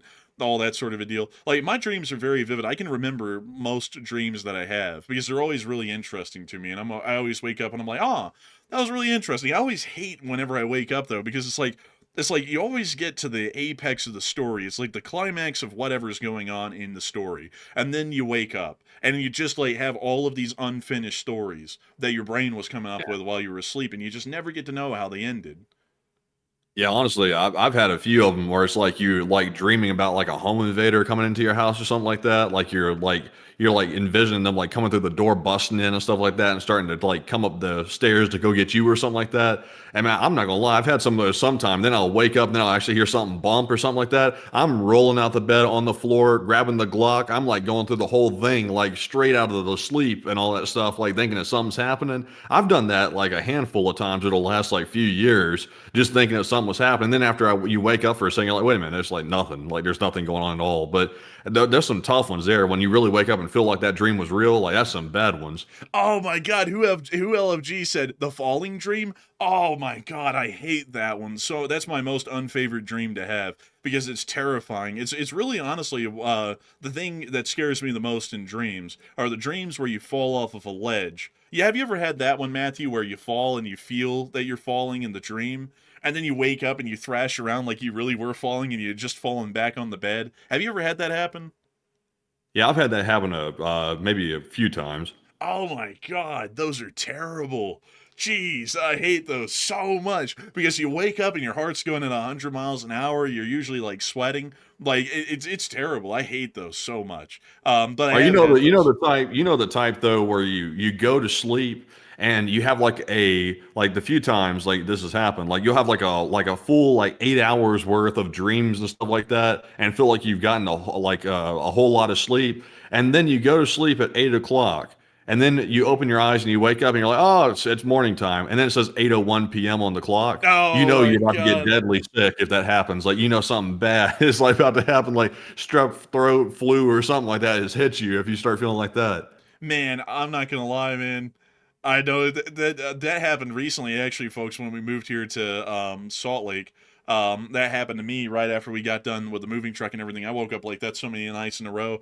I was hating it so much, and there was so much that I had to do. I had to unpack all the stuff and everything. Like I couldn't do none of it because I was just that bad off. But man, and let's see. Let's see. I see a lot. I see loads of people talking about different kinds of dreams. And you know, folks, another thing is that usually when I go to sleep, so a lot of the times my dreams aren't even like those kinds of crazy like adventure dreams. Nowadays, usually it's dreams where I'm thinking actively while I sleep. And I'll be thinking about stuff that we cover, and I'll be like, well, you know, what about this and that and all that, and I'm like hashing it out, and then when I wake up, I remember most of it, and I'm like, okay, yeah, that's something I'll work with there, and then usually I'll say something that I came up with in the midst of my sleep in the middle of the night, today or tomorrow or some other day or something like that, which is really helpful. That like started to happen like a couple of months ago, and I'm like, you know, honestly, it makes me feel like I'm thinking about this all the time. But honestly, it's greatly helpful because even in the middle of my sleep, I'm kind of working in a sense, trying to figure out what to think of stuff around the world and what to say on air. So that's kind of like a really helpful sort of a thing, honestly. But anyways, with that, you know, think about that, folks. If you voted for me for president, hell, I'm even thinking about the nation's problems in my sleep. Like I'm gonna be figuring out everything before I even wake up. But anyways, with that, And I'll tell you what, the worst thing for me these days, I'll go to sleep. I get some fantastic sleep these days. I go to sleep, get the full 8 hours, and then I wake up and I get out of bed and I stand up and I'm like, damn, I feel tighter now than I did before I went to sleep. I'm like, what the hell's up with honestly, that? Yeah, and then yeah. that's like every day. Like it gets compoundingly worse. I'm like, what the hell's going on? It's like I'm sleeping 8 hours a night, pretty much, and I'm waking up, and obviously I'm getting straight to work when I wake up, but it's like I'm feeling tired every morning. It's like, should I sleep less or something? Like, is that gonna fix it? Like it seems like the like complete opposite logic than it would be, but I just don't get it. Yeah, I don't get it either. That's happened a lot to me. It happens like every day at this point. It's like, what am I, low on iron or something? I honestly think, man, it might be some sort of a vitamin or mineral deficiency, or something. Because I mean, you know, I don't really eat the roundest of diets, so maybe I'm missing something out there that is making my body feel sluggish. Maybe this is the same for you. I don't know. No, But I got that iron in me. I'm good. whoever runs the Enforcer channel, they must have that iron in them. And I guess I might be iron deficient. Like that, maybe. We'll have to find that out. But anyways, with that, folks, it's time for us to move on into the next one. All right, and this one goes to Devin Smith, who puts in a $10 support. And thank you very much, Devin, for that $10 support right there, and we do appreciate that. And Devin said, I just want to say y'all have been my primary source of news for the past 3 years. I don't tune into every stream, but I highly appreciate your coverage. And we thank you so much for highly appreciating the coverage. And of course, everyone can't always tune in every night. To the folks who do, they're like super soldiers, basically. I don't know how they do it, but I'm still very proud that they do, and we're always happy to have them here every single day. But beyond that, I got to thank you so much for being here with us for 2 years and choosing this channel to be your primary source of news, because we say it a lot, and I say it a lot because we mean it a great deal. We thank everyone who chooses this channel to be a primary source of news. A lot of people could choose other places to go to get their news, yet a lot of y'all choose this as your first and foremost source of news, and sometimes your only source of news. And I gotta say, a humongous thanks to you so much once again. We appreciate you greatly, and we greatly appreciate your support as well, because if it wasn't for your support, this whole thing wouldn't be able to keep running. And so thank you so much once again, and we are on to the next one. You know, I just gotta say something. Like, I was not gonna say something about it, but I got to. Like, I gotta ask people something. What is up with people saying, like for example, someone early in the live? I'm not trying to like beef with them or something like that, but it's just a problem I have with like the phrase. Why do people say, like for example, they don't want to wake up dead? How do you wake up dead? It's like you can't wake up dead. If you're dead, you're dead. It's like you're not waking up if you're like that. I don't understand why people say that. They're like, oh man, I don't want to like have like a heart attack and wake up dead. It's like, well, you shouldn't be waking up if you've had a heart attack and you're dead. There's no waking up after that. You know what I'm saying? Like you've heard people say that. Man, that's from that. I remember the first time I ever heard that phrase, man, and we were making fun of it. Was from like Star Trek Deep Space Nine when the Ferengi dude said, "You'll wake up dead one morning." We were like, "How the hell do you do that?" Like, and we both brought that up at the same time. Nobody's questioned that. Like, I've never seen anybody make a point about this. Like, nobody's ever saying anything about that. I'm like, people let people walk around all day long talking about, I don't want to wake up dead. It's like, what the hell? It's like. That literally makes no damn sense. Like, what are you talking about? I think it's legitimately like that line in Oh Susanna where it was like, "It was so hot I froze to death." I think it's supposed to not make sense. I think it's supposed to be silly. I think. I guess so. Maybe, possibly. Man, honestly, possibly. And also, Moldia Boats. I think your frontline reporting affects your dreams. Oh yeah, definitely. I've had like. We joke and kid and stuff a lot on the show about everything that happens. We treat everything like it's no big deal because, you know, it keeps people paying attention to the news a lot longer because they're not getting overloaded by everything. But I'll be honest with you, a lot of the stuff we see is quite gruesome and gory, especially a lot of the stuff we don't show on air. And I've had nightmares, like thinking of being in the position of watching a lot of the stuff that we happen in real life, or being one of the people that happens to. And you know, that's the thing that I deal with in the background. Those are nightmares that I have every once in a while. But you know, it is what it is. It's a part of the job, and I'm not going to complain about it. I chose to be in this job. You know, so it just comes with the territory that sometimes your mind wanders on the stuff you see, and a lot of it's quite gruesome. So. You know, I'd like that, and I also saw that person say, "You need Jesus," like earlier. Nah, I mean, it's just a part of the job. You know, like it is what it is. Not really much more to go on there. You know, like if we weren't doing this, if we weren't covering war news, we wouldn't see it. But we cover war news and we see the stuff, and your brain takes anything that you see in real life and it works on it when you sleep. It comes up with all kinds of crazy scenarios and stories and puts you in them, you know, so that's just what it is. But anyways, with that, we're on to the next one. All right, and our next one here goes to Boy, who puts in an $8 support, and thank you very much as well for that support right there.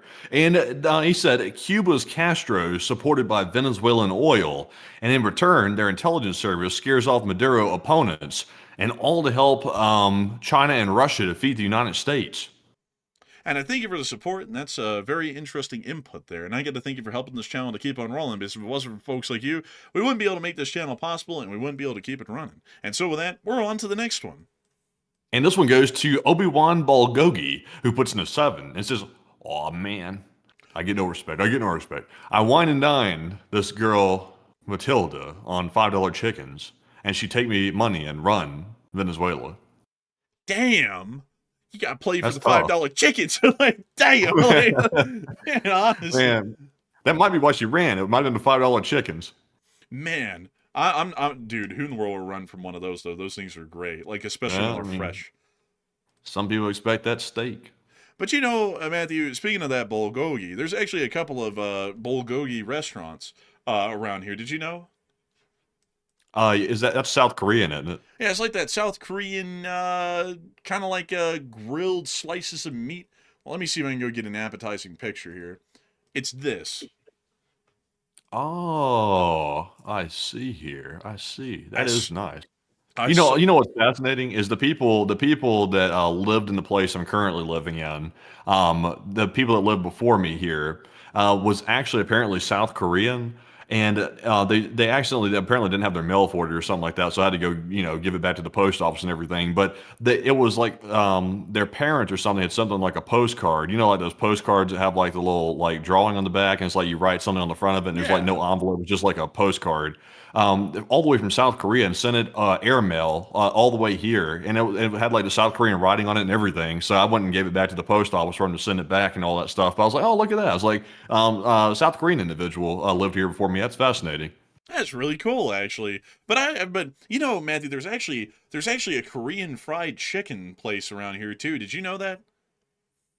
They got pretty much everything around here, so I wouldn't be shocked. Let me go pull that one up. Korean fried chicken.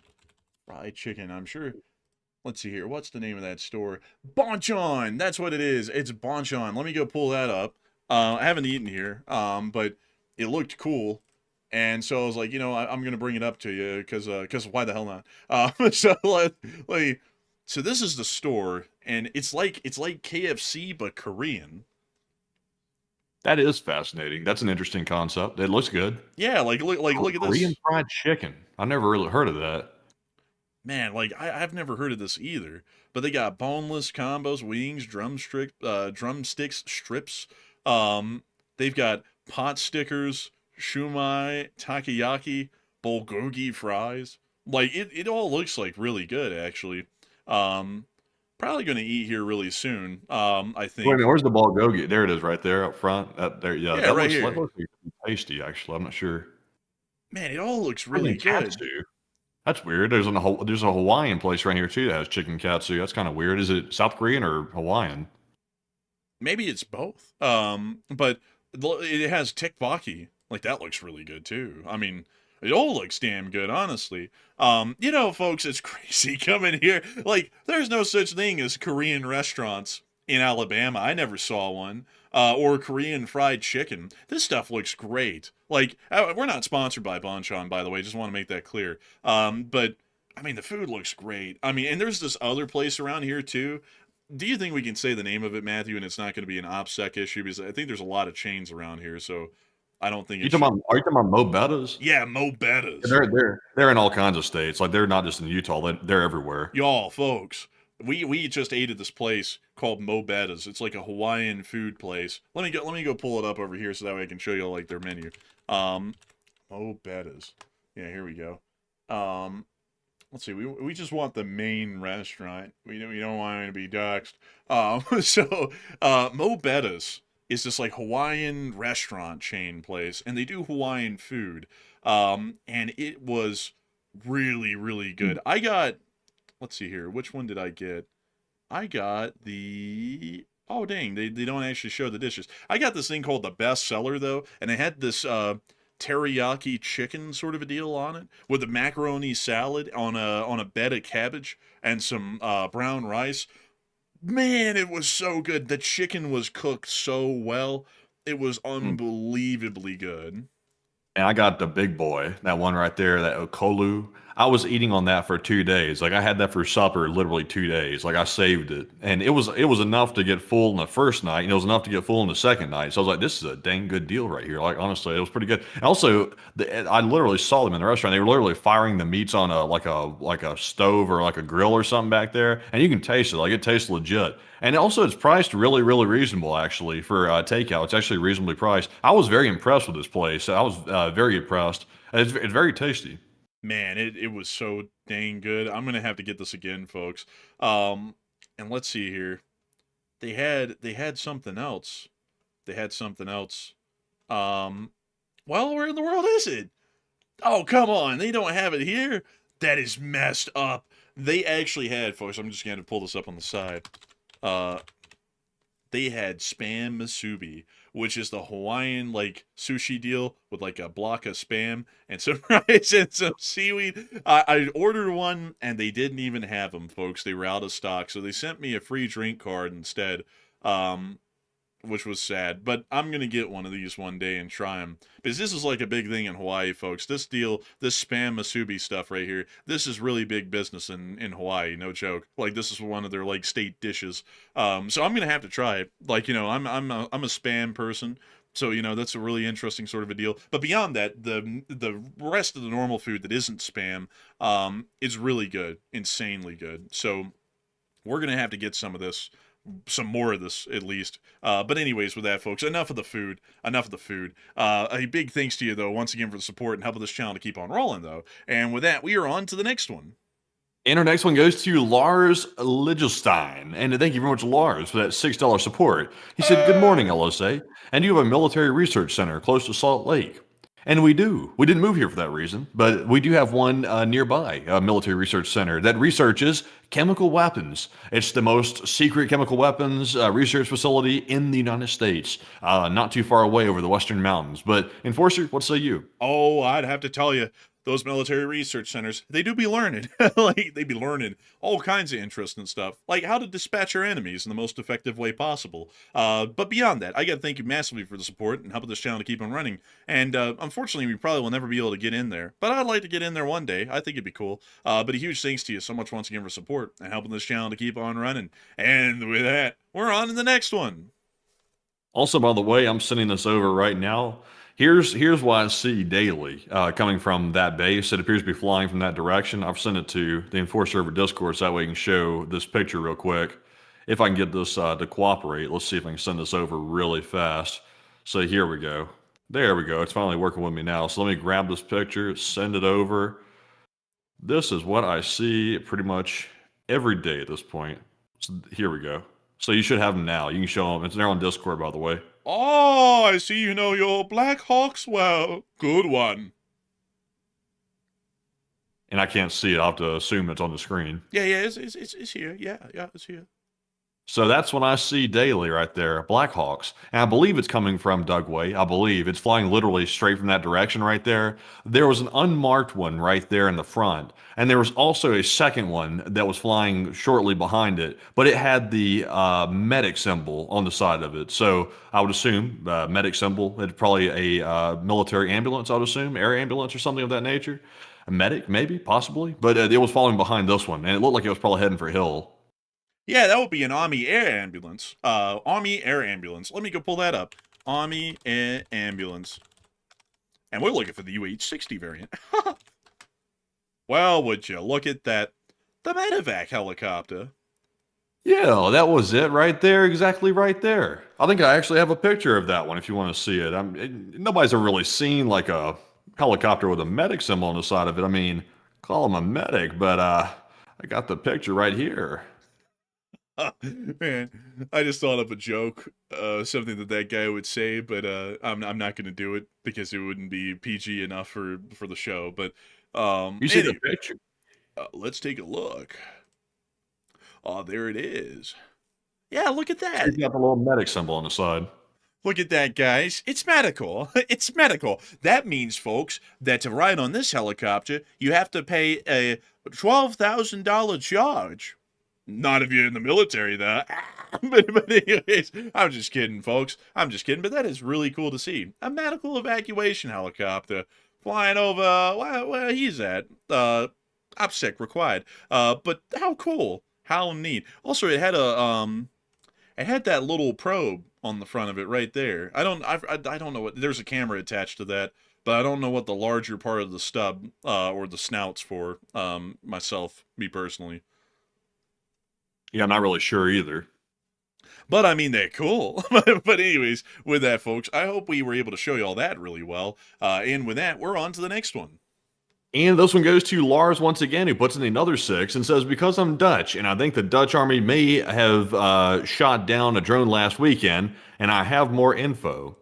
Hey, you know something, Lars, interesting. You might find this fascinating since you are Dutch. I saw yesterday on Twitter something that rotted my brain cells to the core. Someone made a post saying the Dutch need to shoot down these drones, and they cited the article about the Netherlands not shooting something down, or actually I think they tried to shoot it down or something.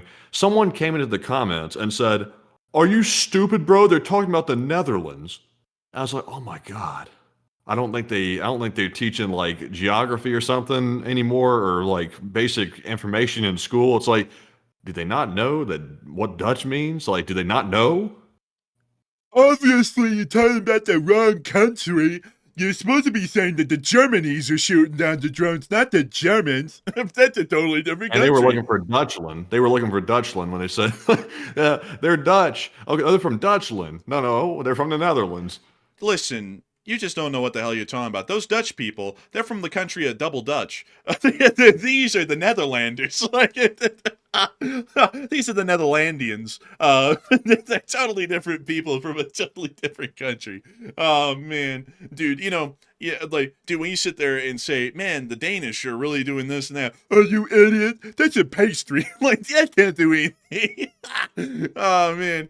Dude, honestly, man, people crack me up sometimes, man. And folks, it's always those people who are, like, the most violent when correcting you. Like, they'll be like, oh, you idiot.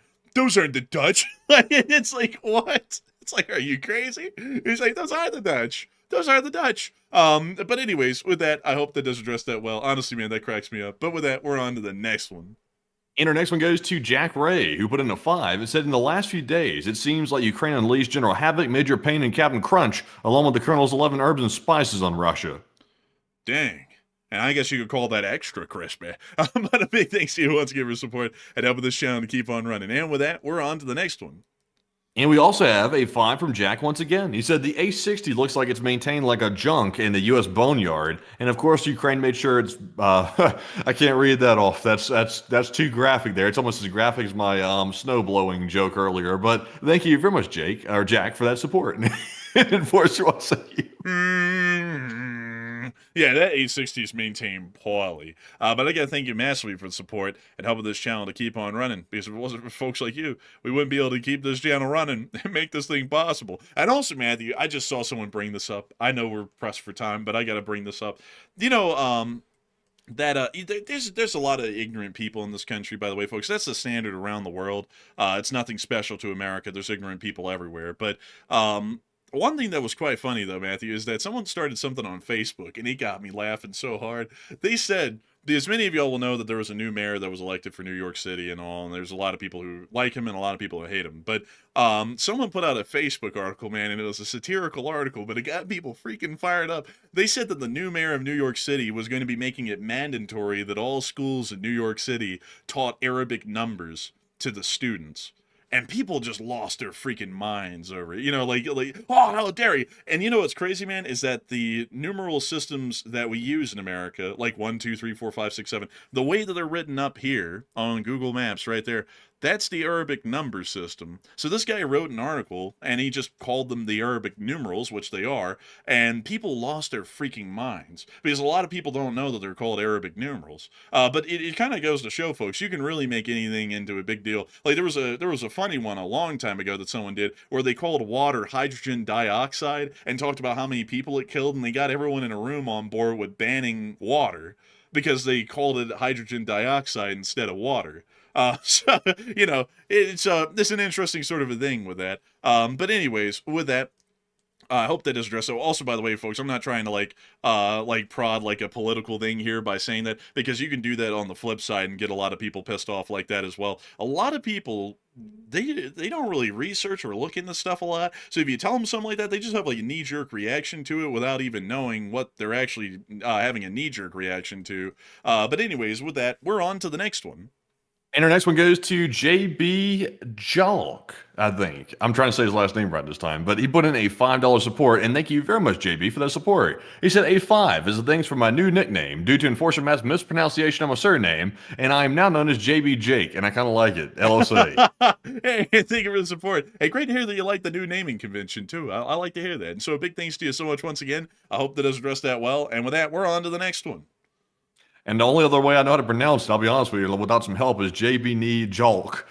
So I'm not sure if you like that or if you like JB Jake better. But you can tell me how to pronounce it, though, because I'm not really sure. It's a very interesting name. It looks almost Finnish or something like that, but I'm not really sure. But thank you very much for that support, in all seriousness. But moving into our next one here, so it goes to Cynical Signotic, who puts in the 5. He said, I have air ambulance insurance that costs $30 a month and saved my ass last month here in West Virginia. I didn't have to pay more than my monthly balance.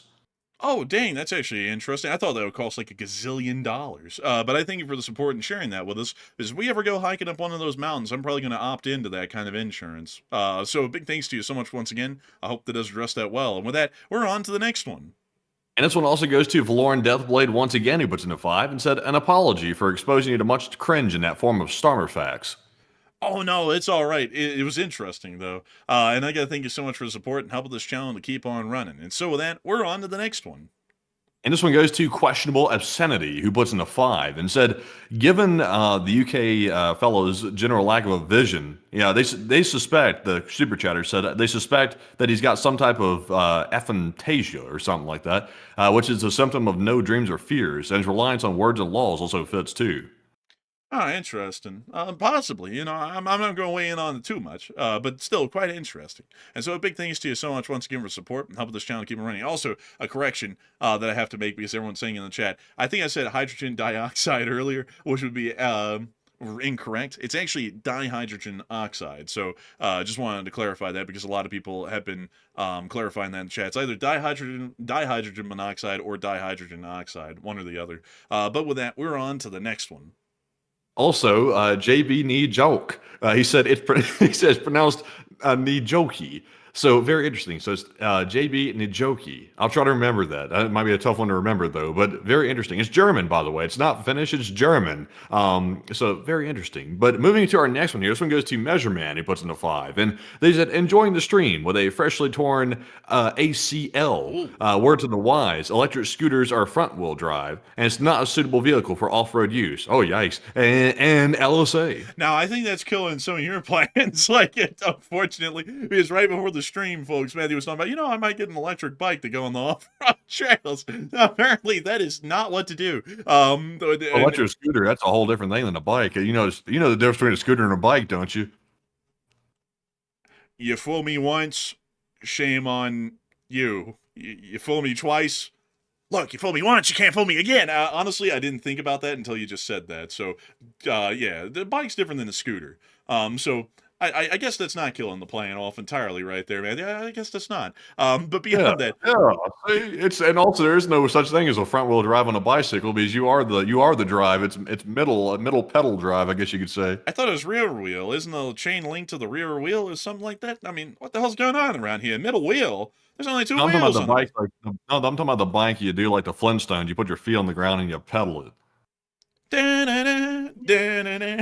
anyways, beyond that, I got to thank you so much for the support. I hope that you're recovering from that torn ACL somewhat well. I've always heard that that's kind of rough to deal with, but a huge thanks to you so much for the support. I'm glad that we're able to help you pass the time while you're recovering from such an injury like that. So a big thanks to you so much once again. I hope that does address that well. And we are on to the next one.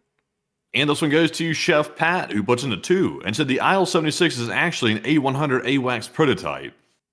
And I got to thank you so much for the support and sharing that with us. That's actually quite interesting there. And a huge thanks to you once again for helping this channel to keep on running. And with that, we're on to the next one. And we also have a 2 from a boy, yet again. And he said, China building 2 missile bases in Cuba to kaboom, U.S. Navy. I heard that they had an information center that they were building there for data collection, but I didn't hear about missile sites myself. If we covered that, it must have been a while ago because I'm not remembering it. But I do thank you for the support and helping this channel keep it running. I'll look into that. I'll see what we can get on that. But a big thanks to you once again. And with that, we're on to the next one. And also, by the way, let's see. Someone in the chat said, if you get the correct equipment and helmet and ride under 30 miles an hour, it's easy to stay safe on an e-bike or a scooter. Honestly, I'm used to triple-digit motorcycle stuff. So 30 miles an hour on an e-bike. That's like child's play. I'm not sure if that would even be exciting, to be perfectly honest. It might actually be kind of a little bit boring after a while, unless you go down like mountain bike paths or something like that. That might make it more interesting. But also, let's see. Dang, there's a lot of stuff about bikes. Apparently, it's a lot more complicated than I thought. People are really getting into the nitty gritty. But anyways, we are getting late in the hour and long in the tooth. Yeah, the tooth. See a doctor about that or something. But anyways, jumping into our Morse code decoders tonight, we had Paul Schultz, Kevin J, Mason Miami, Joni Dog, Norm Pritchett, Airball Garbo, Royal Fluffiness, Kush, Gilbert Terry, Cy, and Brian Blairstown. They said the Morse code says this is shameful. What is going on right now? It makes me very angry. LLT, LOC. And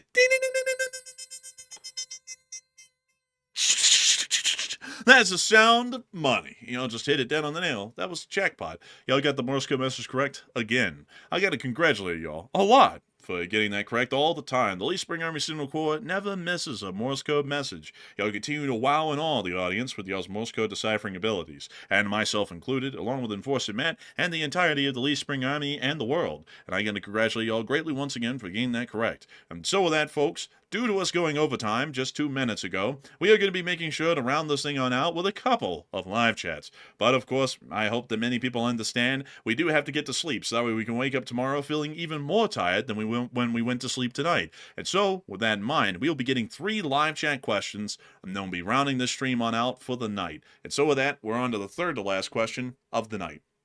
And this one goes to OG Queen Saltiness, who said, what are the odds that the USA strikes Venezuela on Thanksgiving while the population is distracted, LOL? Honestly, you laugh, but at the same time, though, the U.S. military actually canceled leave for a lot of military members over Thanksgiving because of the Venezuela situation. So it actually has some actual legitimacy behind it that it could be possible. Even though that typically would not be the case, it looks like for some reason, whoever's in charge of the military thought it'd be a good idea to lower morale and also call the service members basically to service during a holiday, which is a bit interesting. Technically, there's nothing wrong with it, but it's also not the best option for morale, to say the least. But Enforcer, what say you? I'd have to say it's possible. I mean, it's not out of the question, actually. There's a possibility to that. Because generally everyone's not going to be paying attention as much as they would if to tank the stock market. So it's a possibility, actually. But, you never know. But with that, I hope that does address it the best I can. And with that, we are on to the second to last question of the night. And this one is going to go to David Tablet, who said, what is it in Romania that Russia might be interested in so much that they're sending drones into their territory? It's not that they're particularly interested in down there in Romania. It's just more so that they're trying to provoke NATO, or at least just disrespect us a great deal by continuing to conduct those sorts of actions. So I hope that does address that the best I can. And we are on to the final question of the night. And so, who was like the last person to throw in the lucky last question of the night?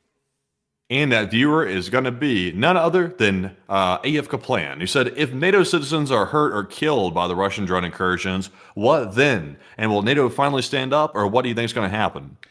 I would hope that we would stand up. I'll be honest with you, though. I'm a very proud person of this country and all, but I'll be honest, and also our alliance and everything that we do here in the West, but I'll be honest with you, they've set such a bad precedent so far. I'm not even sure if that would goad them into doing anything against Russia. At that point, rightfully so. At this point, we're already well within our rights to do something to defend ourselves against the Russians. Even still, I would doubt that we would do something then. So, I'll be honest with you, I don't really have high hopes that even in that sort of a situation, there would be a high likelihood of us responding. Because every single time we've seen recently that there is supposed to be a time that a European country or the United States responded to a provocation, there's basically next to no response, which is very unfortunate, to be entirely honest, for our security. But anyways, with that, I hope that does address that well. And we actually have one last thing to grab from Epic Trains Canada. And very sorry that we missed that super chat earlier. But Matthew, what do we got? So we have a $10 super chat from Epic Trains Canada, and also, sorry for missing it. I must have been yapping when I was looking in the chat there, but Epic Trains Canada, thank you very much. And they said, do you think Ukraine could pull off a D-Day-like landing on the west coast of Crimea and then work their way northward, approaching the front lines from behind? And Igor and Slav Ukraine. And a very interesting question, and unfortunately, the answer would highly likely be no. The Ukrainians have conducted special forces raids on the west coast of Crimea in the past, but that is generally about the highest level of action that they can logistically support are low-intensity, fast raids on the peninsula. Because being able to support a larger invading force to create a front in that area and hold it would be wildly difficult. The Ukrainians had a very difficult time even holding the left bank of the Dnieper River for as long as they did, and they lost it, and the only logistical hurdle there was crossing a river. To get to to the western side of Crimea, it would take at least about 150 miles of open ocean travel to reach that area, along with the Russian Federation possibly setting up anti-boat or anti-ship equipment along the area of the Kinburn Spit. So that would also make the transit incredibly difficult to maintain a supply line, and not only that, Ukraine really doesn't have any ships or vessels that could transport a large amount of troops or supplies and keep that up at a high intensity and a high tempo for a long period of time. And additionally, they also do not have a navy to defend any supply ships if they even had them. So generally, it would be quite difficult to pull off, if next to impossible, for the logistical incapabilities of the Ukrainians at sea. So generally they could conduct more raids in Crimea with the special forces, but larger amphibious landings like a D-Day style invasion would be next to impossible for the Ukrainians with the kind of logistical capacity they have at sea. So I hope that does address that well, Epic Trains Canada. Big thanks to you so much for the support and helping this channel to keep it running. And very sorry once again that we missed that earlier. But with that, folks, it is time for us to round out this stream for the night. I've got to thank you all so much once again for watching this channel tonight. We are always greatly honored and massively appreciative to know that so many of y'all continue to come to this channel and choose it to be your primary source of news. Tonight we had a peak viewership of 10.7 thousand people and a total viewership of 75,000 people before we rounded out the stream. That's a lot of people, and we thank you all so much once again for being here tonight, and we will see you all tomorrow at 10 p.m. Eastern Time to cover the next 24 hours of news from around the world. And if there is a short war video to be made, I, the Enforcer, will be the one making that short war video and putting it out in the middle of the day. And so with that, good night, good luck, take care, stay safe, Slava Ukraini, Ram Slava, long live the Lee Spring Army, and long live the Republic. With that, folks, we will be seeing you all tomorrow at 10 p.m. Eastern on our next nightly war news stream, and midday for that short war video if there is enough news to cover. But in the meantime, of course, Slava Ukraine, Herom Slava, get some rest, and good night.